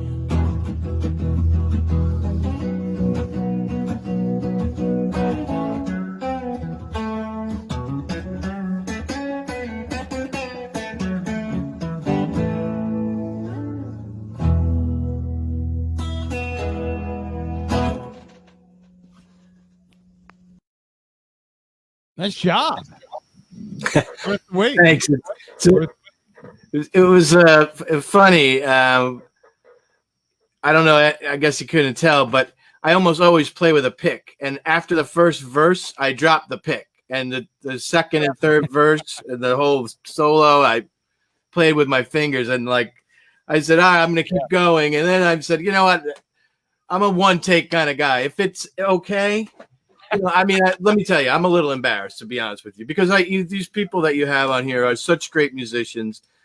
They have record contracts. They put a lot of time and effort into the videos that they're sending you. And I get it. It's an open mic, and I do it in the spirit of an open mic. But still, I mean, the quality of what they're doing. I'm putting a bottle cap to hold my phone up so I actually can fit in there. I'm all punched over. And it's the mic from the Samsung phone. Plus, then you have my flat voice and the clams. So, and off time. I don't know if it was off time to you, but I think I maybe had a streaming problem. But well, you've got nothing to apologize for. You've got a tremendous talent, and you know that. I mean, let's face it, like, we were in a band together when I was like 19 or whatever it was, and you and I are both 19, and I mean, I remember like you had an amazing voice. You still do have an amazing voice. You have an amazing talent. So, what, are you kidding me? No, it's all about having fun, Frank. And I have to thank you for giving me a little something to shoot for. Right? I mean, I got the Frank show that I could put a little video together, and it makes me practice and pick up the guitar. And I'm actually working on a couple of originals that hopefully I will have in the coming weeks. Yeah, well, that's what the stuff like that keeps me going too, because I mean, like there was a point in all of this because we were doing the virtual open mic thing that I sort of started like, is it really worth it type of thing. And Oh no, it's worth it, Frank. and there's a lot of The, folks reach the out. compliments and the praise you get are not empty by any stretch of the imagination. It's well done and greatly appreciated. Well, Eric, it's always a pleasure to see you, man. I'm glad you were able to finally get on. So, I'm mopping up the joint. We got any viewers left? It doesn't matter. Did I chase them away? As long as we got to talk. Well, I think what happens is after a certain what time is it? Actually, it's 11:05. Which the thing's been running 3 hours. Shows, we're it's like the end of the telethon. I mean, the tie is off. Sweat's coming down. Jerry Lewis is. But I'll say that's the most interesting part of the show. I mean, seriously, it's like hey, we got nothing to lose, man. That's right. Put it all all bets are off now. Yeah. Anyway, hey, Eric Zenhausen, thank you again for joining me this evening, and well, hopefully, you've got some originals that you're going to record. We'll see you. This show does not go every week. Just FYI, Bandset or live stream show will not go every week. It'll probably go every other week, depending on me, obviously, but also just other factors that sort of enter into our lives. But at the end of the day, hopefully for the next time we'll get you on board, and you'll figure out how to push that button so you can get into the studio. I get here on time, right? Well, sounds good because I'm an occasional kind of guy. So. All right, Greg. Have a great night. And hello to your daughter for us as well. I will. Big hit last time she was. She's off to college, actually. Oh, really? Week. Oh, yep. Wow. Yeah. I know. Yeah, we're in quarantine now, actually. Yeah. Well, all the best to you, man. Thank you. Take care. All right. Eric Zenhausen, high school friend of mine and former bandmate of mine. Just a nice guy, really good guy, cool guy. He's a cool guy. Like, he's just a cool guy. He was always a cool guy. When I met him in 9th grade, I was like, man, that's a cool guy. I want to be like him. Anyway, didn't work out. Anyway, hey, so that's it. That's the end of the Bandsetter live stream show. That's the end of our premiere episode. Thank all of you for joining us this evening. There's 9 of you left, which means there's 8 of you left because I think I'm one of the 9. To the 8 of you, thank you for hanging in there with us throughout the 3 hours and 5 seconds or whatever it is, 3 hours and 11 minutes, whatever. I want to thank the folks that have performed on the show this evening. Obviously, Richard Keith started us off. He's also featured. He and the Occasional Playboys are featured on our intro. Bow, bow, bow, bow, bow. That's them. Laura Bizelik, always a pleasure to see Laura. Jean Clunin and Dawn Rishardi, catch them. They are playing in Wilton. I don't remember the name of the pizza place that they play at, but just check them out. If you can just, I'm sure they'll post their gig on the SMG website. But every Saturday evening they play in Wilton at a local pizza place there. We had a visit with Chris Matos rather at 812 Guitars. It was great to see Chris, and always a pleasure to see him in person. If you have a chance, if you need any guitar work, just check him out. Then Charles Baymig and Leslie Schoen, thank you guys. You guys are always great. Tony Ryder, my compadre in all of this. Just one of just a pure talent, not necessarily from Stanford. He's from Harrisburg, but he lives in Stanford now, and we'll take it. We take all comers type of thing, He was also kind enough to ask me to sort of do a song with him, and hopefully we'll see more of that in the future. Matt McDonald, always a fan favorite. Matt is, just does great songs. Every one of the songs he does is like, they always resonate. Each one of them resonate with me. So he and I have that in common. Then we had Alternate Universe ID, everyone associated with that band. I think you know them all, Tommy and Hank and Dennis and Joey and Dave and, so many others. Actually, it's not true, but it's the 5 of them. And they do a great job as always. Sound City, that's Frank D'Andrea. We took a visit over to Sound City. It's great to see Frank slowly but surely getting back on his feet. And excuse me, get all choked up when I talk about this. If you need any studio space or anything, any sound assistance or anything along that line, give Frank DeAndre a call. Then we had Nick Amico in the windup. They were just awesome, brand new band. And what Nick is doing, he's a great songwriter in and of his own right. Does great stuff acoustically. So to hear him play and do his thing with a three-piece band is awesome. And by the way, they're looking for bass players. If you're happy to be out there and you're interested in hanging out with them, give them a call. Then we had Mike Bombwell and his crew. There's too many folks to name. Mike does amazing work, not only from a musician standpoint, but also from a video editing standpoint. He's tremendous at that. Then a visit from Trace Burrows. Trace, who I've never met. I've only spoken to and emailed with in the past. So it was great to finally meet Trace. Lots of stories from him. So thank you, Trace. Steve Forlano and the Kooks, I'm sorry, Connecticut Ukes. Kooks is how they pronounce it. Check out Steve's show on Tuesday nights on his own Facebook page and also the Connecticut Ukes Facebook page. They're fun to listen to. And then everything sort of wound down with my high school friend, Eric Zenhausen.